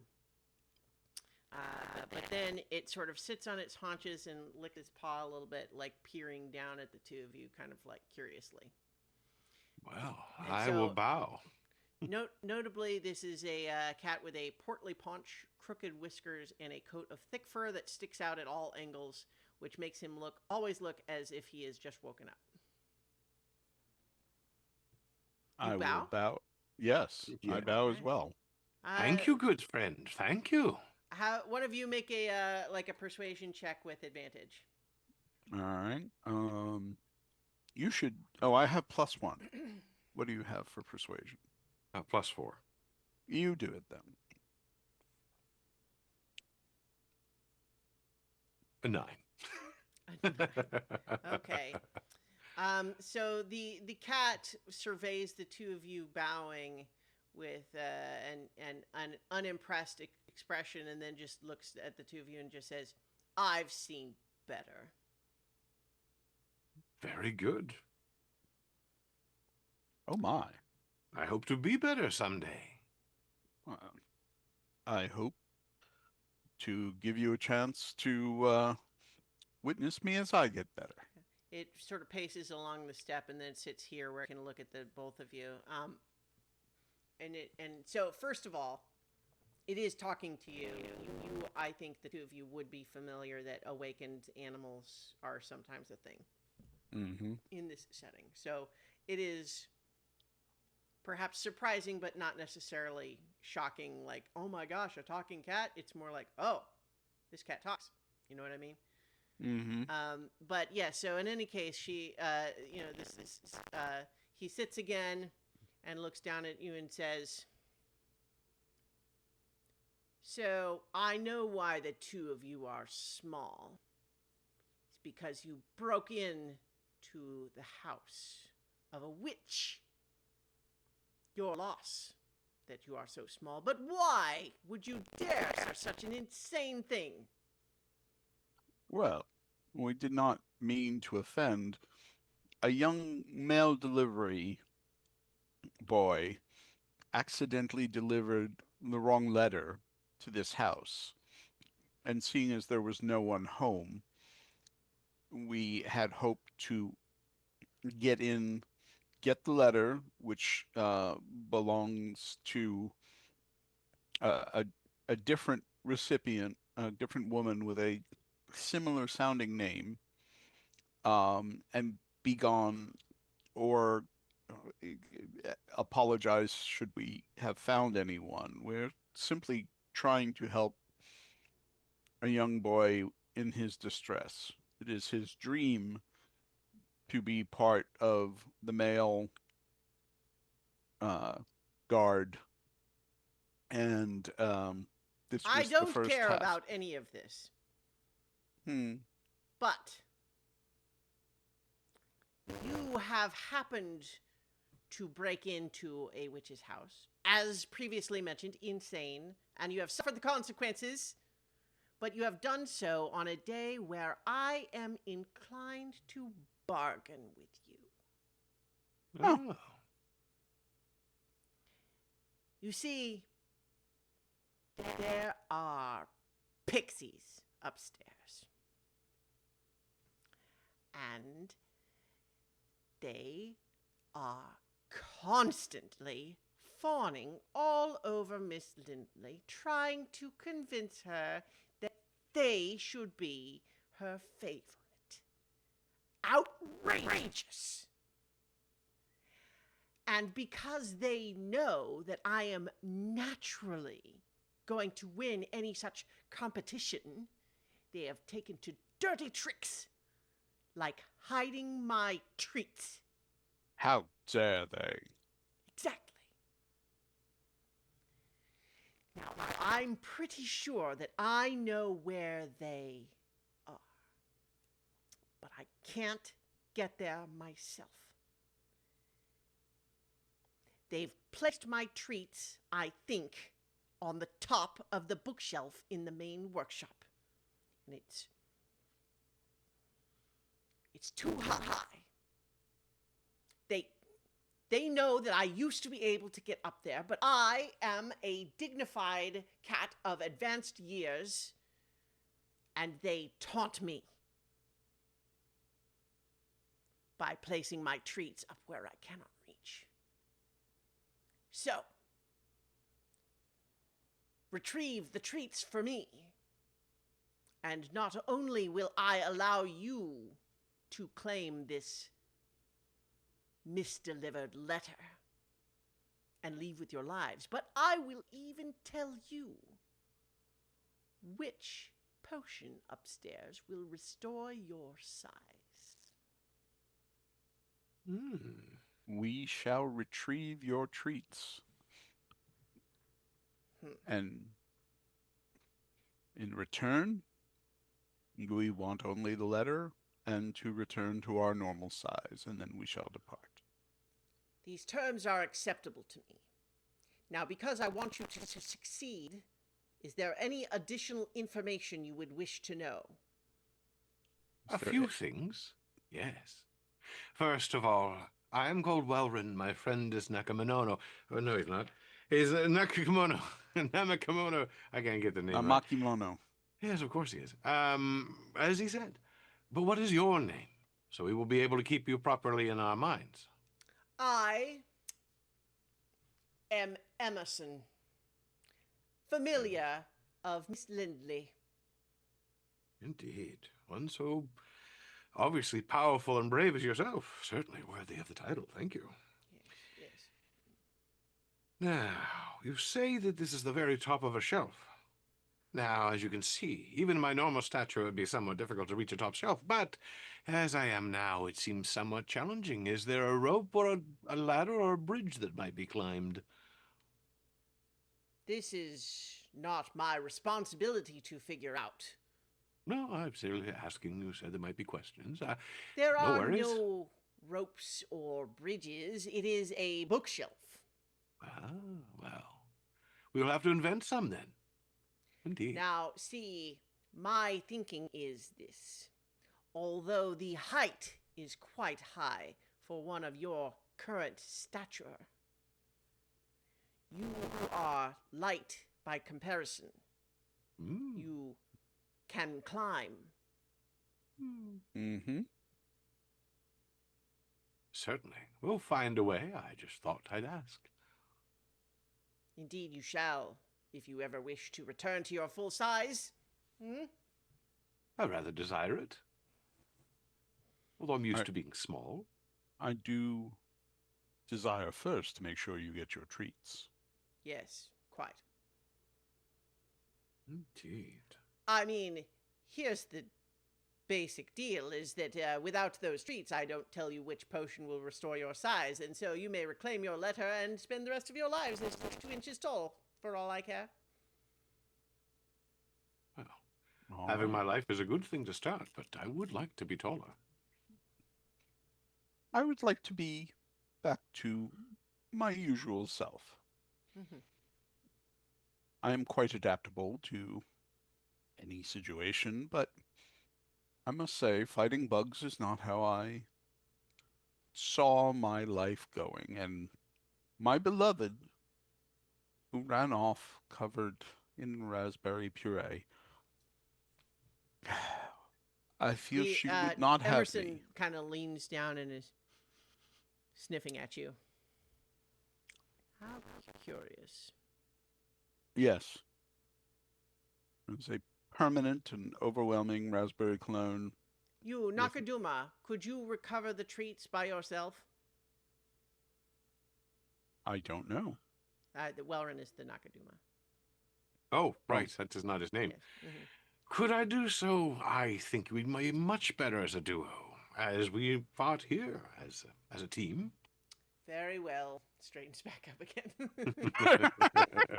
Yeah. Are there any other dangers to be faced along the way, or is height and these pixies the only thing to fear? And yourself, of course. Pixies will likely not directly harm you, but they do like to play tricks. Ah. Oh, Trixie Pixie. They can turn invisible. Mm. Ooh. There Very is good. also a creature. It is not very big, but big for you. It is an ingredient intended for a potion called a Venus fly rat. It is on the workshop table in a cage, but it is a hazard you should avoid. All right. Thank you. Thank you. Thank you. We shall avoid it. Well, let us away and we will find your treats. Yes. And Emerson kind of hops back up to the top of the stairs where you see that there's a cushion of the type that looked like it was once very nice and is now very loved. And Emerson, takes a moment getting into just the right position and lays down in it, Mm-hmm. and then lays the head down. I leave up to the top step. I won. All right. So the two of you are able to make it to the top of the stairs, and I'll put you on the next map here. All right.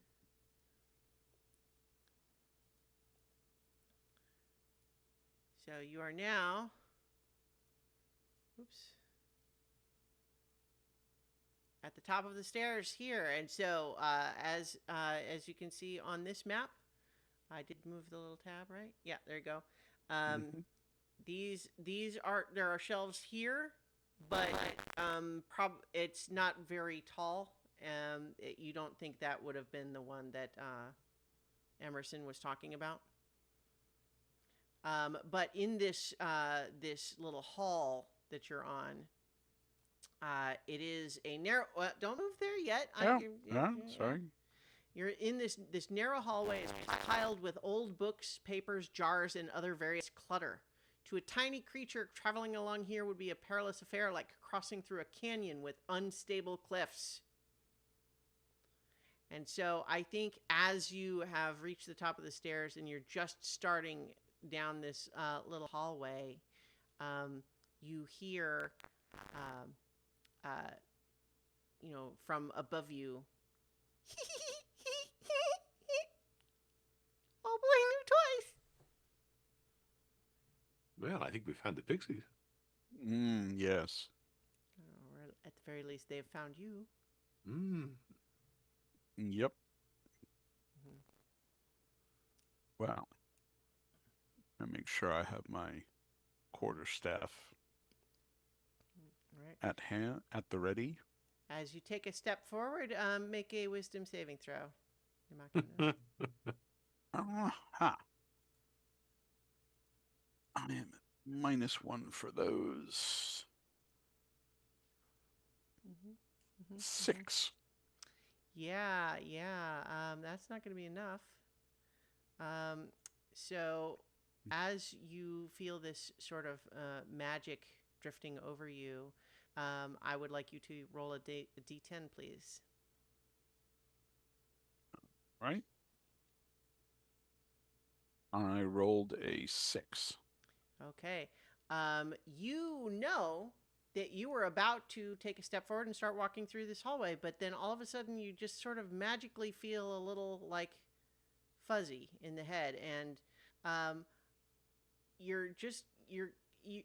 So I think Welrun, you're watching as Namakemono literally kind of like has one foot out like to take a step, but is now just kind of standing there with a sort of dazed expression on his face. Are you all right, my friend? Are you good? And yeah, you're like, you just like, wait, oh, that was weird. Like, you were feeling a little fuzzy. Now you are currently under the effect of the confusion spell. You're going to need to roll a Okay. d10 basically every round. Okay. I am fused. That's all right. Between the two of us, I'm less confused. Just follow my lead. And he'll step forward. Okay, make a wisdom saving throw. I will fail, but I will try it. 17. Okay, yeah, you are able to resist. You feel like magic sort of starting to like flow around you, but you sort of shake your head and um I'm yeah, and I'm going to react. yeah. I think when you're also hearing above as this happens, you're hearing like buzzing wings, even though it's invisible. But yes, you have a reaction. I do. Uh-huh. I will breathe deeply, open my mouth wide, and oh, what a delightful spell! And I will cast Swallow Magic Whoa. and regain some hit points. Whoa. 3.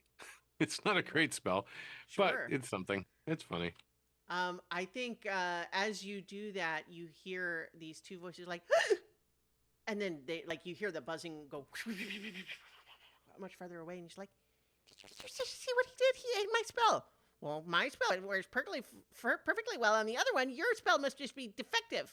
It's like my spell's just fine. You're just being mean to me, even because you saw what he did. It was a special thing. How was I supposed to know he was going to do a special thing like that? Well, I don't know. What should we do? I don't know. Push the books over on him. My friend, I would suggest we take a different tactic. How about we run? And he'll start running. Sure. And I'm running Okay. and running. All right. Well, I think as you are running, you watch, you hear this buzz, and all of a sudden, one of these towers of books is basically getting like, it's an avalanche of books. And so basically, I need both of you to make strength saving throws. Yeah. Okay. Okay. I'm at +5 for those. +5. Wow. Oh, yes, but I rolled a 2, so that's a 7. I can get lower. I rolled a 7. You got it exactly. Hey! So, both of you are going to take 5 bludgeoning damage, and you are restrained under these fallen books. And the two pixies now fly down, and you watch as they sort of fade into visibility. And let me put a little put little tokens here. First of all, to just show you what these little pixies look like here. Whoa, that's huge. Yeah. Yep. Yeah, so they're not that big, but they are bigger than you. So these pixies basically are the kind of the equivalent of like 8 or 9 feet tall to you. Mm-hmm. And so they are laughing at each other, and they're saying, "Oh, that worked great." And then the other one says, "Well, but what are we going to do when Miss Lindley comes home and sees that we knocked the books over?" "That's okay. We'll just say Emerson did it." But that would be lying. Are you capable of lying? No. They look at you amazed, and then laugh, just doing like. I see that you're not capable of lying. How pathetic. I'm more capable of lying than you are. Well, that's almost a lie. I'm even better at lying than she is. I think you might be lying now. Well, but yeah. So how do you? Well, we shall have a lying contest. If you really want to lose, we could do that. But you'd have to remove these books first. Teeny, they're challenging us to lying contests. Mina, I don't know. We don't know what these things can do. Did you see the one eat the spell? No. What if that gives him lying powers?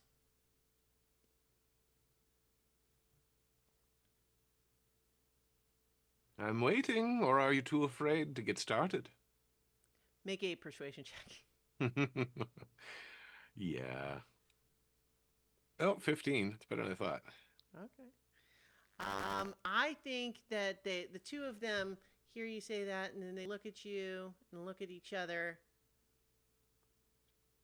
First, introductions. She's Tina. And then the other one says, she's Mina. Tina and Mina. Well met. All right. I'm Welrin, and my friend can introduce himself. I am Namakimono. Yes, you are. Hmm. Or are we lying? Oh, I see. The game is on. Well, we have more questions for you. Books first, questions next. What if that's a lie? Well, I guess if it was, you would have to answer the questions then first, right? Oh, wait. Okay. They lift the books off of you. I'm Brush going myself to off. There's do more my- things where that came from. We'll knock them back down again if you try to run away. I mean, I gonna- can see the books right there. I'm going to do my second win so I can get some hit points back. Why didn't Emerson eat you? Why didn't you eat me? Well, I haven't had a chance yet. Are you offering? I think you'd find me quite inedible. Your stomach would rupture. Your life would be in terrible shape. Look, you answered your own question. Did I? That's why we didn't eat you. Ah. Maybe. How do we have a lying contest? Are we not already begun? They're gonna roll insight checks on you.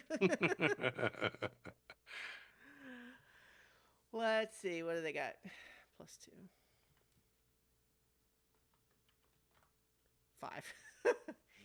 they whisper to each other, and they're like whispering animatedly to each other. They look at you. We forgot the question.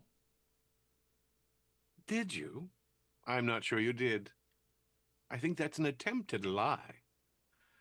Maybe you don't really know what lying is, which is a shame. Maybe you don't know what lying is. Oh, do I? Tina is just like, Mina, I'm confused. Tina, I'm confused. Nice I to meet laid- you, confused. I thought your names were Mina and Tina. I lay down and say, I'm a lion on a rug. See how he roars. You don't look like a lion, and you're not on a rug. But I do like that it kind of sounds like lying. You're getting there. With a bit of training, you could be someone. Hmm. Now, the So- cat let us free so that we could have a contest. Make a deception check. Uh, 10. Okay. All right, let's try another insight there. 7. This is like, really? What? Now, Emerson doesn't like us because he's jealous that the witch likes us better. Is Why that would the he- reason? Are you supposed to be ringers? You're supposed to get in a contest with us and make us lose? Well, we'll win. What kind of contest? We're already in a contest. Well, then we're winning. I don't think you know the rules. Well, then tell I'm us the pretty rules. sure you've already lost. If you have to ask about the rules, you don't have the skill to participate in the game. I think this contest might be lost as soon as it started. I do find it sorrow for you. Make another deception check. Oh, getting lower. Okay. Yeah, well, I'm going to give them an opportunity to roll lower, but no. So I think you were doing so well. And then, Not I really. don't know, that last one, they just kind of say, wait a minute. You're What just are you trying do- to confuse us with fancy words. Wait, are you accusing me of lying? Yes. Then I won. That's wonderful. No, Well you didn't. You done. didn't win. You didn't win. You didn't win anything. Ah, that's not how the game is played. We can have another round if you wish. You can start. We know why you're here. Ah, do you? Mm-hmm. That doesn't feel like a lie, so I'm going to say you're not lying, which means you're still down on points, but you can try again. Well, how about a new game? Oh, we haven't finished this one yet. You said you know why we're here. I will tell you why we're here. We are here to meet Miss Lindsley. You're not here because of the letter? Interesting. What letter would this be? B, The letter C, that got H? put through the slot on the door and had the wrong name on it, and that we have now hidden and made invisible. That sounds like a mighty trick. I'm sure your patron will be very upset that you've hidden their mail. It's not her mail, it has the wrong name on it. Do you think so? Can you spell? Can you? Oh, yes, quite well, actually. I won an award once. 2, technically. Prove it. When he was very young, he was stung by a spelling bee, and ever since he's been able to win any spelling contest. Make a deception check.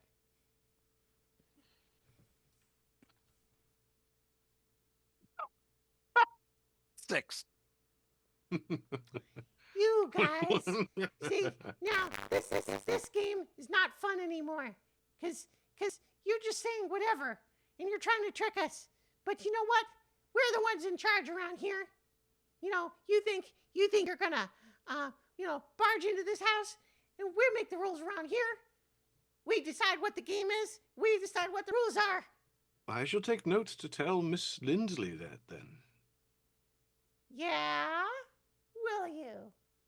Absolutely. You'll do that She would while love you're to know that explaining why you broke into her house? Probably. Uh-huh. Over tea, maybe. Well, how about this? We know you're here for that letter. Mm-hmm. If you want to find it, you better do something for us. I see. What could you possibly need doing? After all, you run this place according to you. There is a monster on the workshop table. And oops, got out of his cage. We think you need to get it back in the cage. That table over there. Yep. It's awfully high. Yes. Oh gosh. You know, they probably would be high if you couldn't fly like we do. Good point. Your flying will come in handy. Thank you for offering. You don't know. We were gonna, so we can. Yes, we're waiting. Trying to No, get this done see, for you, after all. You're doing a favor for us, not us for you. Of course. Yes, absolutely. And you want this favor done, yes? Otherwise, you'd do it yourself, being so mighty and powerful. Make another deception check. Or it could be persuasion, I suppose. If you I mean, want, it's of the because your better flattery skills. at this point. Yeah. Yeah. They're both the same anyway, so. Okay. It's that- 12. Okay. Yeah. Let's. Oh look, they met that Push. exactly. So, I think that it's like, you know what? We know you're just trying to flatter us, but we like it. So, here's the deal. We can give you the power of flight. But it only works as long as we're holding our breath. So you watch yourselves, because we could let you fly way up high up there, and then let let you drop the instant we feel like we want to. So, Can you hold your breath for a long time then? you know, long I mean, enough. I can hold my breath for a whole minute. But maybe you're not that powerful.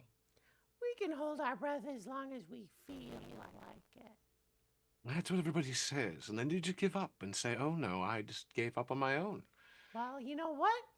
If you don't like it, you can climb. Fine, fine. Demonstrate that you can have us fly. They look at each other and kind of giggle, and then start like sauntering over to you, like you know, the like, mean girl about to pick on the nerd at the school dance or something. And they kind of like walk around you in sort of like a little duo act, like they're getting ready to do something mean. And then they, each of you, just like they reach up like under your arms and give you like a big cartoon kiss. And you find yourself just like blasted in the face with like fairy glitter. But you, at the end, they're going, Am I still confused? no. That we're off at some point during the conversation. All right. It would have lasted 1 minute. But yeah, Sure. so, but they're like, So, how does one fly? you can just fly. You feel, Okay. you feel magically light. I feel like dancing. Let us go, friend. Yes. Mm-hmm. Away we go. So I have a new map for if you go up onto that table, which is where they said they wanted you to go. But you tell me Yep. what you're actually doing. I'm going up on the table. Okay.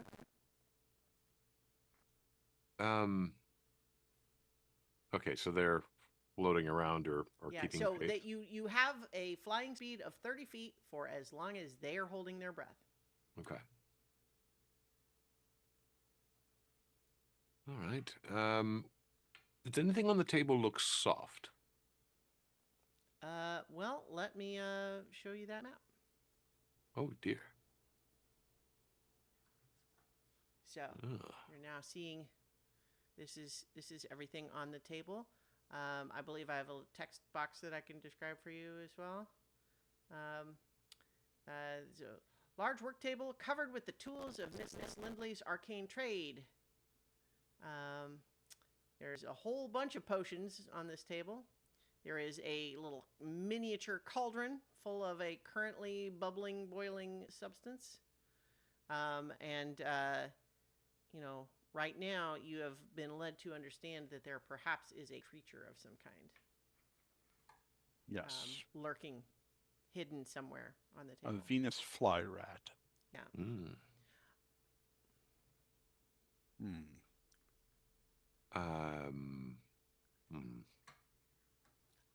I just realized that the cage is not shown on this map, so I'm just going to draw a little box and say that that's where the cage is.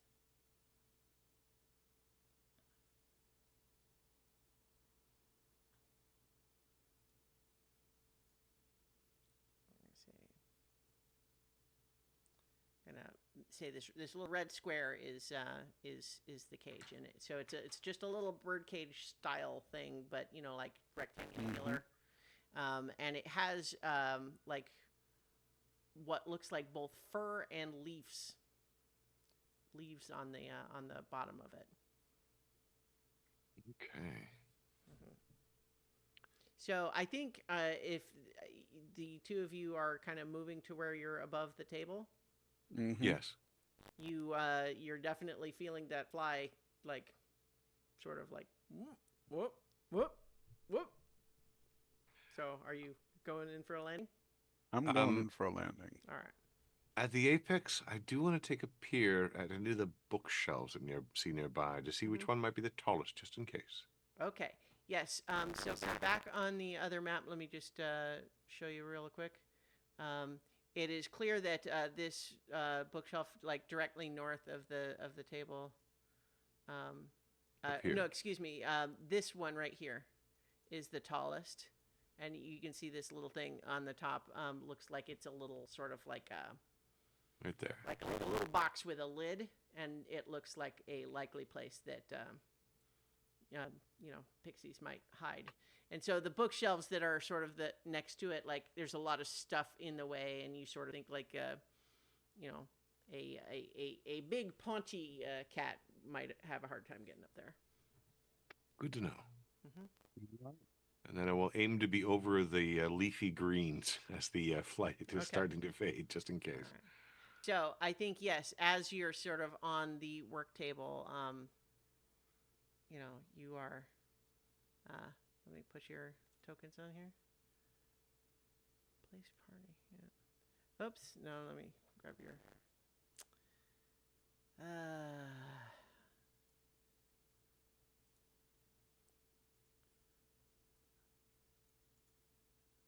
copy, okay.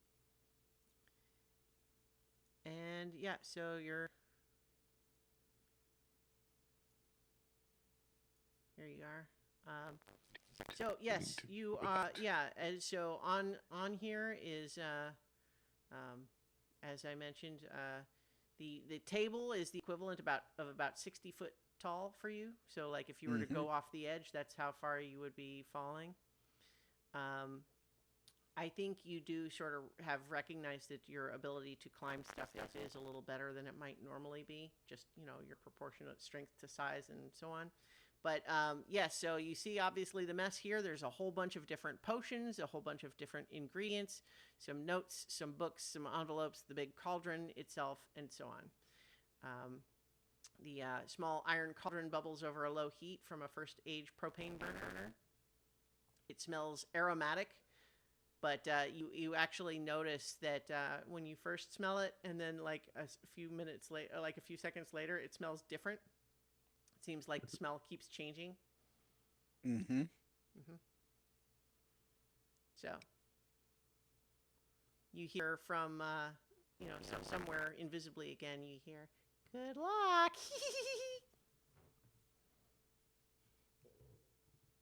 Attempt a soft landing in the greens. Yep, you're good. Although once you are down, you do feel the buoyancy has released. Well, All right. at least it's not the fire. Yes, well, there's a Venus fly rat around here somewhere. I've only one problem with that. I have no idea what that looks like. Neither do I. Well then, anything that doesn't look like it should be, or not moving, is probably it. No, Yeah. probably.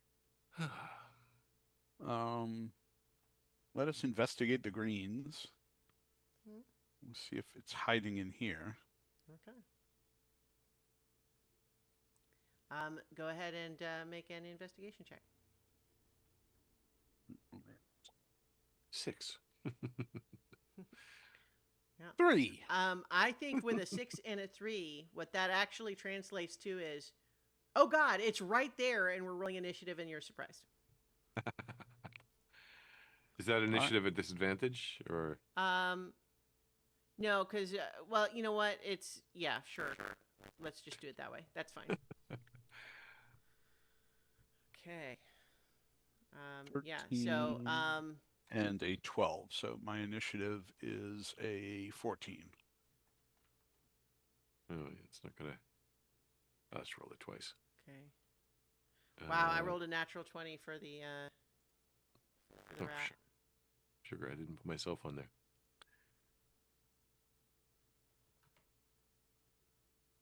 Okay. So it got, is that 12 and 5 correct for the two of you? 14 for me. Okay. Yeah, 16 for me. All right. Okay. So, so it gets the jump on you because you were kind of like casually, you just happened to pick where it had actually decided to hide. And let me just briefly make the token here bigger, just to give you a look at what you're dealing with here. Oh, yeah. That thing's huge. Yeah.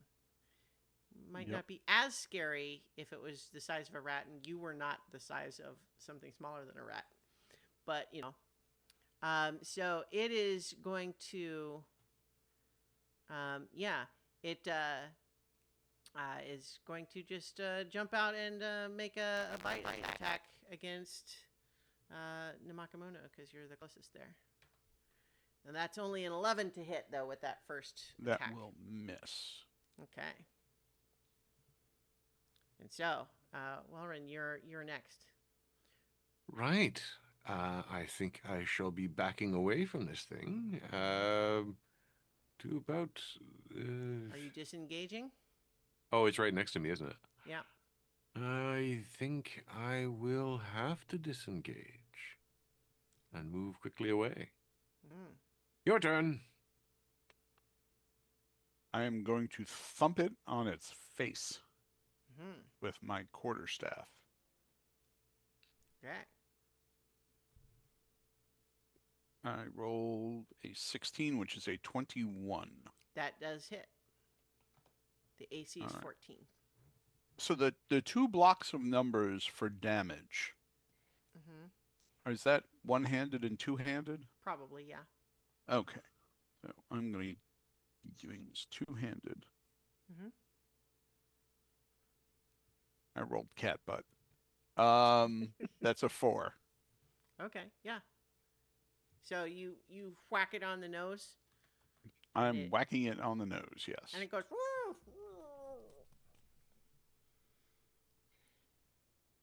So so it doesn't like that.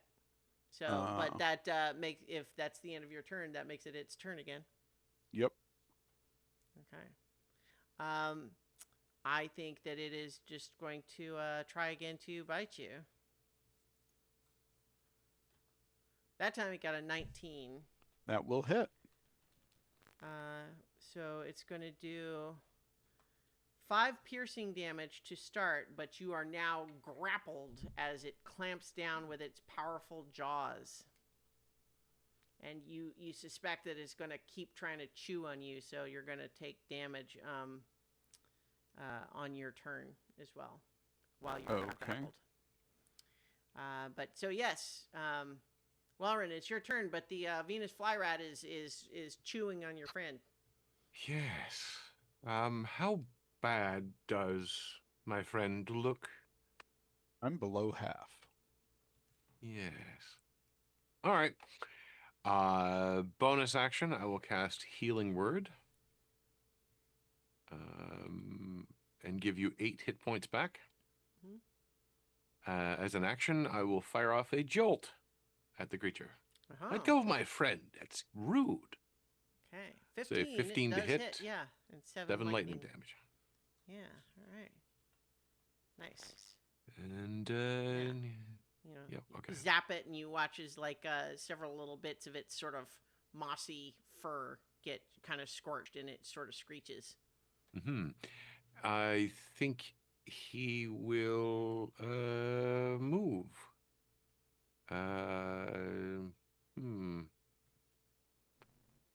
It's quite a landscape we got here. Gotta move over here-ish. But calling out to it the entire time. Mm-hmm. Let go of my friend. Okay. Make a animal handling. All right. 19. 19. Okay. So wait, what are you saying to it? Let him go. Let go of my friend. Okay. Yeah. So I think as you're doing that, are you doing it in a like a taunting way, like just or a command? Like because you rolled high, so like what is it? What how does this play out? How is this outcome? I think it's as much a command as anything else. Mm-hmm. Let go of my friend. Okay, with a friend, 19, not food. Yeah, I think you do that, and it's not its turn yet, but it does looks at you with sort of a side eye, like huh. But that's your turn. It's not its turn yet. Namakumono, it's your turn still first. And if you wanted to use your action to try to escape the grapple, you would do so at advantage right now because it's distracted. I would like to do that, yes. All right. Yeah, And go if you ahead. need it, you still have the bardic inspiration from before. Okay. Go ahead and do either athletics or acrobatics. Athletics at +3. Mm-hmm. That is a 15 That and is a 6. 15, yep, +3 is 18. Yep, yeah. So you are able to sort of pull yourself free from its jaws. That is your action, but if you have a bonus action, you can still do that. I am going to use my action surge. Oh. Which will let me take an additional action. Mm-hmm. And I am gonna whack it again. Okay. That is a 14 plus 5 is 19. That hits. And that's going to be 6 points of damage. Okay. All right. Yeah, definitely. You kind of like you've you've knocked out a couple of its teeth, and it's definitely like taken some hits there, but it's still pretty hardy. It looks like it's maybe about half. It's like reeling a little bit. You've definitely hurt it, but it's also, I think, looking re-enraged now. Got it right where I want it. Well, yeah, except that you've basically made it mad again just in time for it to take its turn. Mm-hmm. And I think it is going to... Yeah, it's going to whip around and use its tail strike on you. And it gets a 22 to hit. Oh, that will hit. Yeah. What it only does 3 bludgeoning damage, but and I think when it does that, after it does that, it is going to start running away. So you can make an opportunity attack if you want. I would like to make an opportunity attack. That is a 3. Okay. So yeah. I don't think that even with inspiration that was going to be so getting it whacks much you with better. its tail, but now it's running away. It's running further away from the cage.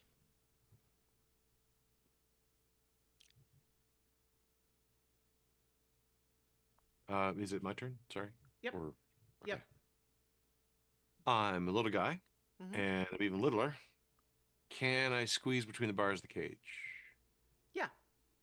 Okay. Then I will take off running. Hello, Mr. Ratty Rat. I think you want to be with me. And run into the cage. Okay. Make another animal handling check. 7. Yeah. 7. Yeah. Not as impressive that time. I think it might have stayed if it hadn't also gotten hit in the face immediately after. You kind of got negative reinforcement for listening to you. Okay. Yeah.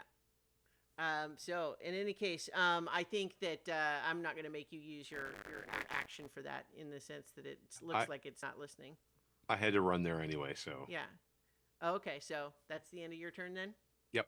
Okay. Namakumono, it's your turn. Looks like it's running away. Your pixie assigned task was to get it back in the cage. Yeah, I didn't specify dead or alive, but I kind of think it needs to be alive. But Well, I'm gonna shoot. That's what they said, or they didn't actually say alive. They didn't just say it. Back in the cage. Yeah. I'm gonna shoot it in the ass. All right.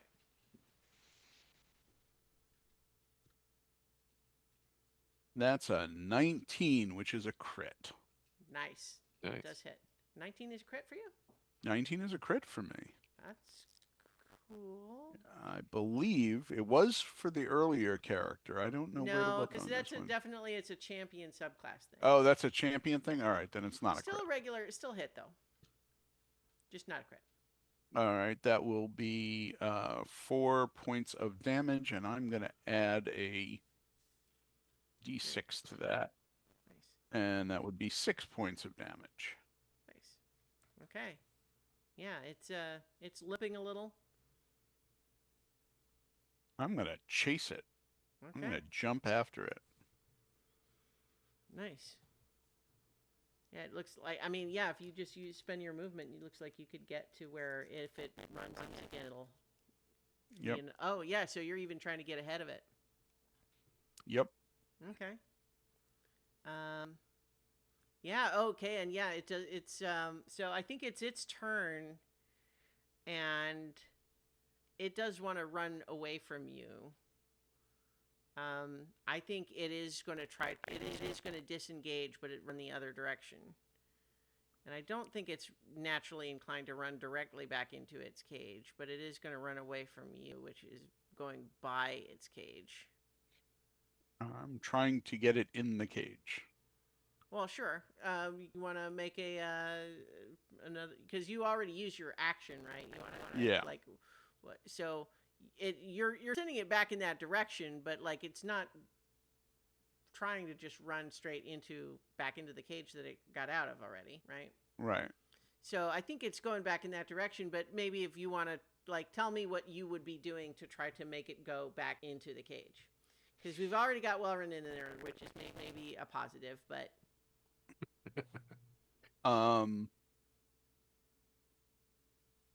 pitch me on something. I'm going to pull out my blanket and use it like a cape and go Toro, Toro, and stand in that. Okay. and try to get it to charge the cape. And my goal is to get over here in front of the cage. Okay, well, all right. So, I mean, I think I thought you meant from where you were because you were making it run away from you. Oh. Yeah, if you can still give me a pitch. I'm just saying I'm not giving you like a whole nother turn in the initiative right now. Oh, okay. So that my turn, I was getting in front of it and it ran away from me. Uh-huh. So but you had your turn, right? So it's running right, away I had from my you turn on its turn. Right. And so what I was trying to say is like if you want it to run back into the cage, you would have to give it some reason to do that. You see what I mean? There's good food in the cage. Okay, well, I don't know. I'm just saying asking me nicely is not what gets you it. You have to give me some narrative reason why it would. So in any case, I think it doesn't run back into the cage, but it also doesn't run entirely past the cage. We'll say it kind of stops here, keeping its distance from you. But yeah, so that will be its turn though, because it used its action to disengage. So, what are you doing, Wellrun? I reach to my other hip and pull off my other mask and swap to the golden elf, to the protagonist. That's my action. My bonus action. You, dear mouse, dear rat, are my antagonist. And I designate him as my antagonist. All right. And that's all my turn. He'll yell out, but he doesn't really have any actions or anything left. So. Oh yeah, I mean, go ahead and make. You can like if you want to like make an influence check, I'll let you do it. Okay. Yeah. So he'll shout out at it. Come here, come here. A meal might wait you back at home where it's safe. I mean, animal handling, I guess, again, or yeah, I mean, persuasion? I think I'll buy persuasion since it's sort of like you did once make it sort of like pay attention to you as something that might, Okay. And since I'm wearing the protagonist mask and it's my antagonist, I make ability checks at advantage. I sure do. Which it didn't roll it twice for some reason, but look at that, 19 was the best. Yeah. So what's your pitch to it? What are you I'm proposing myself to be food for it and a safe place in its cage after being hurt. Okay. Are you staying right there where we see you on the map? He'd back up towards the side a little bit Okay. anyway, ready to scamper, but Okay. he wants to see it work first. All right. What are you doing, Namakamono? Given that the rat does seem to be paying attention to Welrun at the moment. I'm going to um, use my animal handling to try and make it go in the direction that Welrun wants it to go in. Okay. Go ahead and make your roll then. All right, I am at a whopping +1. You have your bardic inspiration still. I rolled an 18, which means Ooh. I got a 19. Nice. Ah, nice. Yeah, I think that with it being tempted by Welrun there and afraid of Namakamono behind him, I think on his turn he does disengage from Namakamono and go into the cage.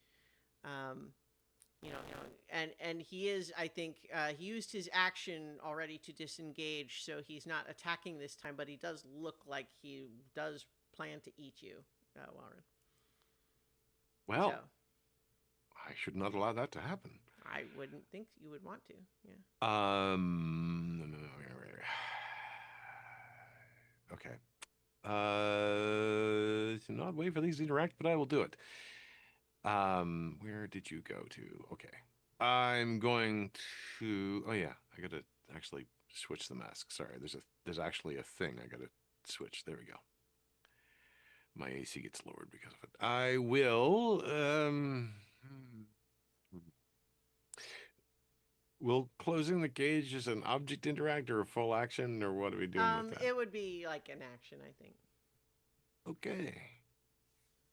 Yeah, all right. I will try to squeeze out through the cage walls and then close the cage door. Are you disengaging? I will not because I need the action to close the door. Okay. Well, and it actually looks like if you're just going that way. Technically haven't left its space yet. Yeah, I was going to say, yeah. You know what? I think I'm going to give it an attack with disadvantage while you try to close the door. Okay. Just, because I feel like it. So that's 2 12s. So 2 12s would normally hit. I'm going to use my reaction to lower his attack roll by my bardic inspiration. Nice. Which is at least a 1, so it misses. Yep. Okay, cool. Yeah, so you snap the cage shut, and then all of a sudden you're hearing from above you applause as the pixies are saying, "Oh my God, we can't believe you actually did it! You guys are so stupid. That was so dangerous for you." Was it dangerous, or were you simply afraid? We weren't afraid. We beat that thing up all the time. Why do you think we let it out? We just thought it was going to eat you. Well, you were wrong again. I guess so. Now, let us fly. Quickly. Why? That was the deal. Was it? Yep. That's not what we said. That's what you said. Your memory is just as bad as your lying. Make another deception check. 21. Oh my gosh. I think all of a sudden they're like looking concerned and they're whispering back and forth. Is that what we said? I thought we were giving them the letter. No? They want to fly again. Why? I don't know what they want. Well, I mean, I guess if we said so. I mean, is it a pixie promise? Did we make a pixie promise? I don't know. Is a pixie promise thing? It might be. Oh no. We better let them fly then. So it's like they land and they're just like, all right. But this is the last time. Yes, of course. We'll be gone soon. Mm-hmm. All right. So they kiss you again, and you have the ability to fly again. What are you doing? Well, I don't know about Nemakomono. I'm never going to get that Namakimoto. name. Namakimoto. But I'm going to fly to that high shelf where the tin was. Yeah. Straight to it. Okay. I think that they realize what you're doing at the last second, and they're going to stop holding their breath for you, but I will give you an opportunity to make a check or saving throw of some kind if you want to pitch me on what it might be to manage to like stop yourself from falling. But they realize when you're going for where they've hidden the treats what you're doing. Uh-huh. Uh-huh. They're a little dim, but they're not completely stupid. I'm going to try to lash out with my tongue and try to catch something on the way. Yay! I love that. Do make a like an attack roll for it. I don't think this is a high DC, but you know. Okay. Like a dex attack, or just roll a dex or something? Yeah, or Okay. just like does it? Yeah, make just like any sort of like a ranged attack roll. Yeah. Okay. Sure. I'll just Or roll. you know what? If you want to sell me on some other skill that you think would be better, that's okay too. Acrobatics? Sure. Yeah. Okay. Which is not that much better, but it's something. Mm-hmm. 17. Yeah, I think they realize that you're about to go up to where the treats are.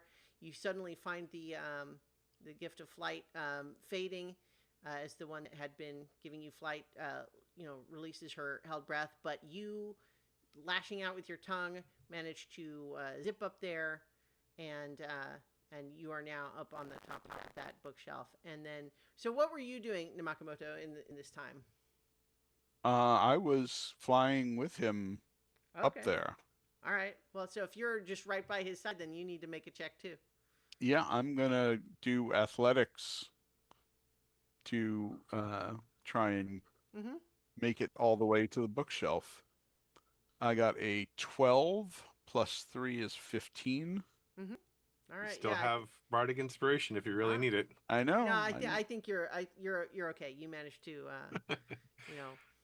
get one last little burst of speed before the magic departs entirely, and so you've both landed up there, and you hear the fairies the pixies angrily whispering to each other. It's like, now what are we gonna do?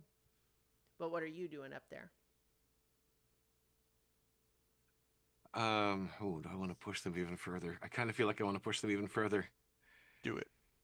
You know, I really don't like people who break their bargains. That was very unfair of you. And I'll be walking over to the tin. Okay. They are going to fly. They're flying up in your direction, but I think it's going to take them a little bit to get there. I think. Yeah, I think that they're going to. Let's see. They're going to cast Entangle on you. So make a strength saving throw. Can I see them? I think they're on their way flying over. They're not invisible at the moment. Okay. Are they in bow range? Are you going to attack? They're attacking, so okay. I mean, if they're in spell range, I'm wondering if I'm in bow range. You are. All right, I'm going to try and break their concentration by putting an arrow in their thighs. Okay. Shoulder. All right. That's a 2. Okay, yeah. I think it zips by, and then they look at each other. It's like, did he just shoot an arrow at us? Oh, you messed up now, tiny person. And they're headed to you more seriously. So, you were entangled by the vines. Well, looks like it. But I think I think I'm going to give each of you one more action before we're in initiative proper, because you basically have now picked a fight with them. Am I held up in the vines, you mean? Yeah, or so Entangle, you are restrained. You can make a strength check against the spell save DC to free yourself. Otherwise, your speed is 0 and your attack rolls would be at disadvantage. Yeah. I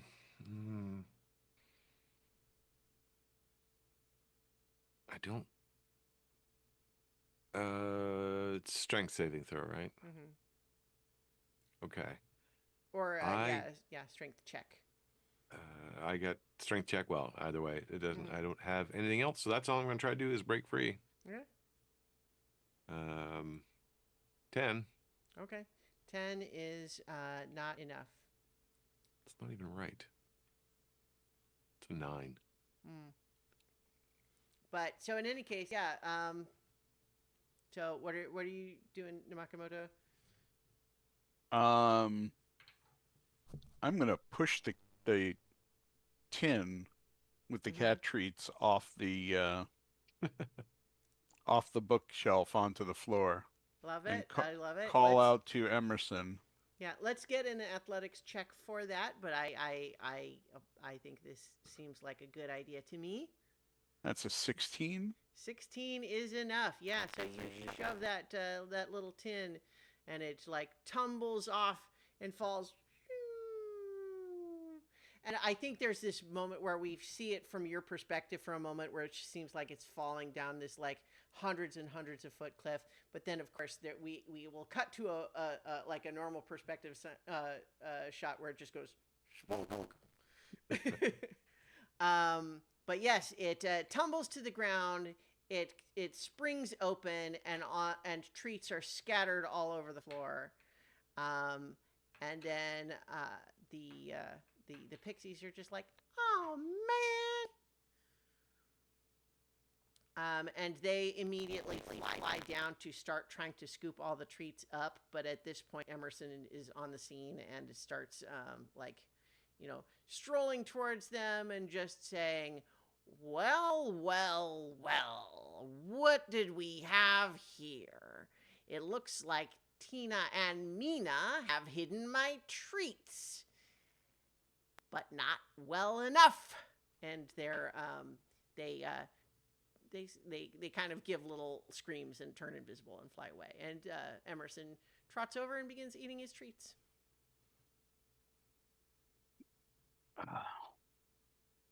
Mr. Emerson, sir, if you wouldn't mind pointing out the potion that would make us normal size. He's literally just eating one treat after another, but then kind of looks up at you, says, gives a big swallow, and says, it's the red one with the hexagonal bottle on the table. Or octagonal. One of those. And so, yeah. Well, we're down to 50-50. I see one red one on the table that appears to be octagonal, one red one that's round, and one red one that's square. So I think we're going to go toward the red potion in the octagonal bottle. But bear in mind that at least right now, let me put us We're, back. we're on the giant book. Yes, I know. Yeah. We're on the giant bookshelf.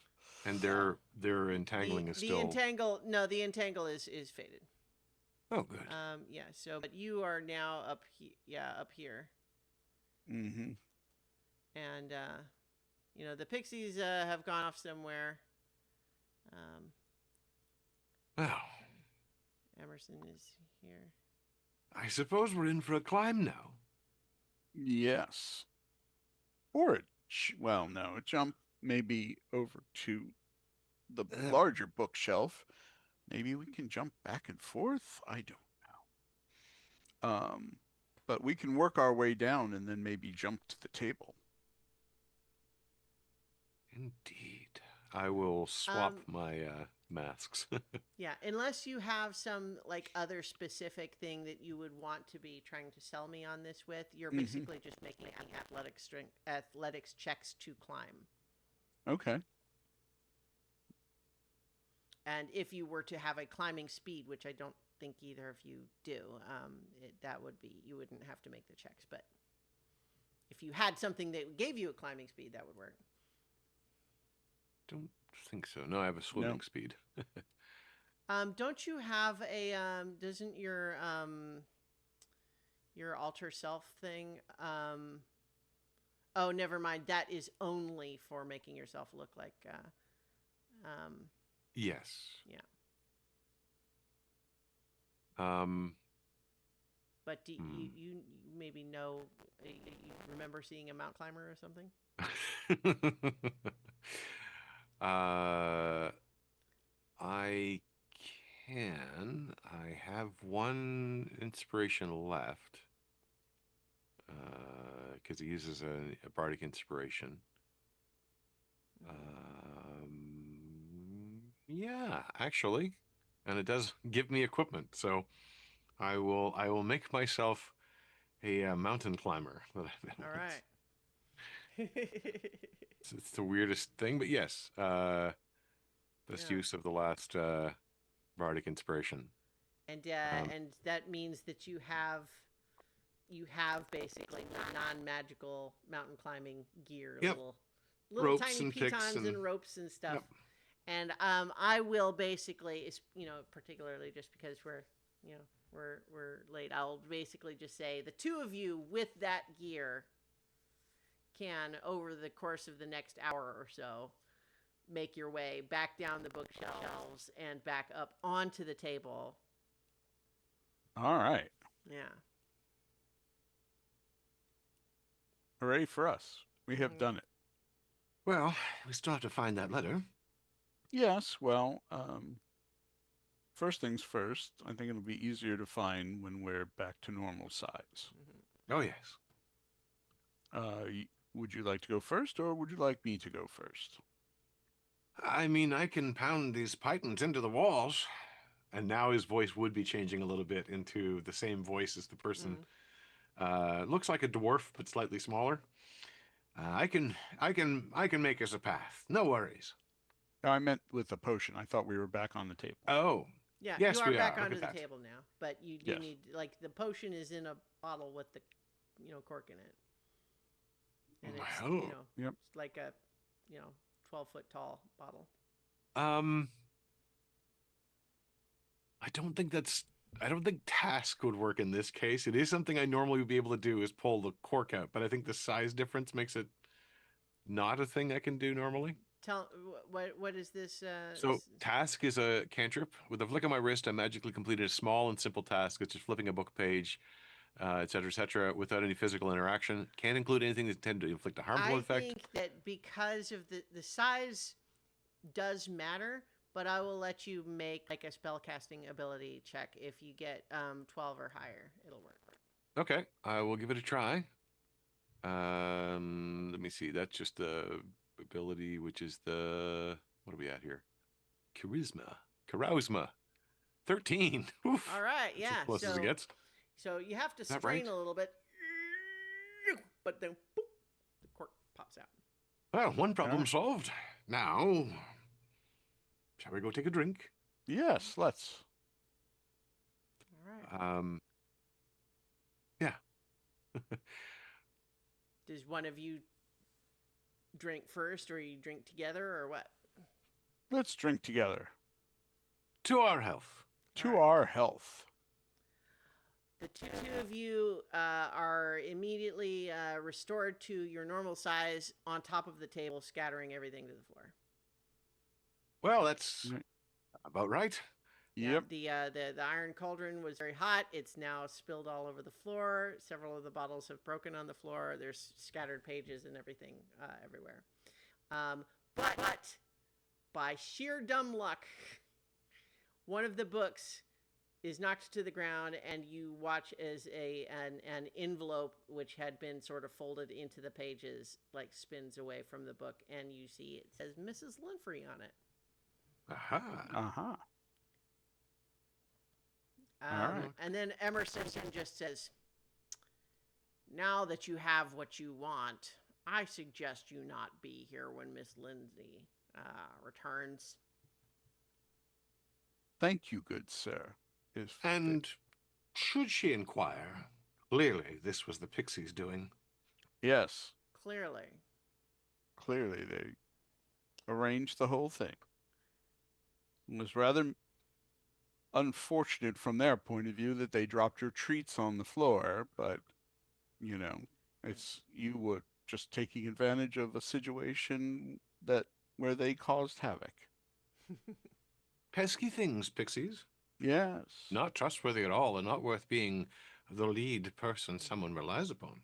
And lead someone being. should call the pixie police on them. You suddenly hear someone fiddling with the doorknob at the front door. All right, Time to leave. let's go. So what do? You run back down the stairs? Yep. Okay, let's get either athletics or if you want to pitch me on something else for just like speed and silent movement, like stealth or speed. I could go with stealth. I think I'll try to do stealth as well. Okay. Better of two terrible things. Oh, Okay, 18. That's 16. an 18 and a 16. All right. Yep. Yes, you make it your way back down into the cellar, and you are at the base of the stairs when you hear the front door opening and a voice going, "What?" And you manage to make your way back up the cellar stairs and out that door, and hopefully, the lock is the lock at this point, Yep.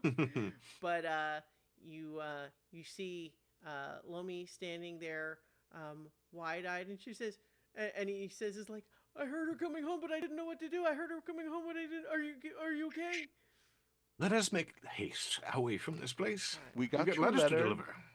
Oh my gosh! Run Thank first, You so much. letter next. So I think that is where we will leave tonight's adventure.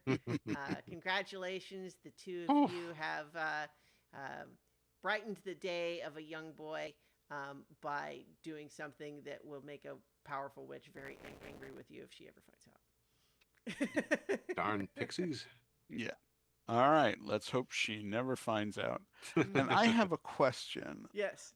I have this ability to channel object. Yeah. I don't know what that does. That is what let you make your jumping boots. Oh, okay. Got it. All right. Yeah.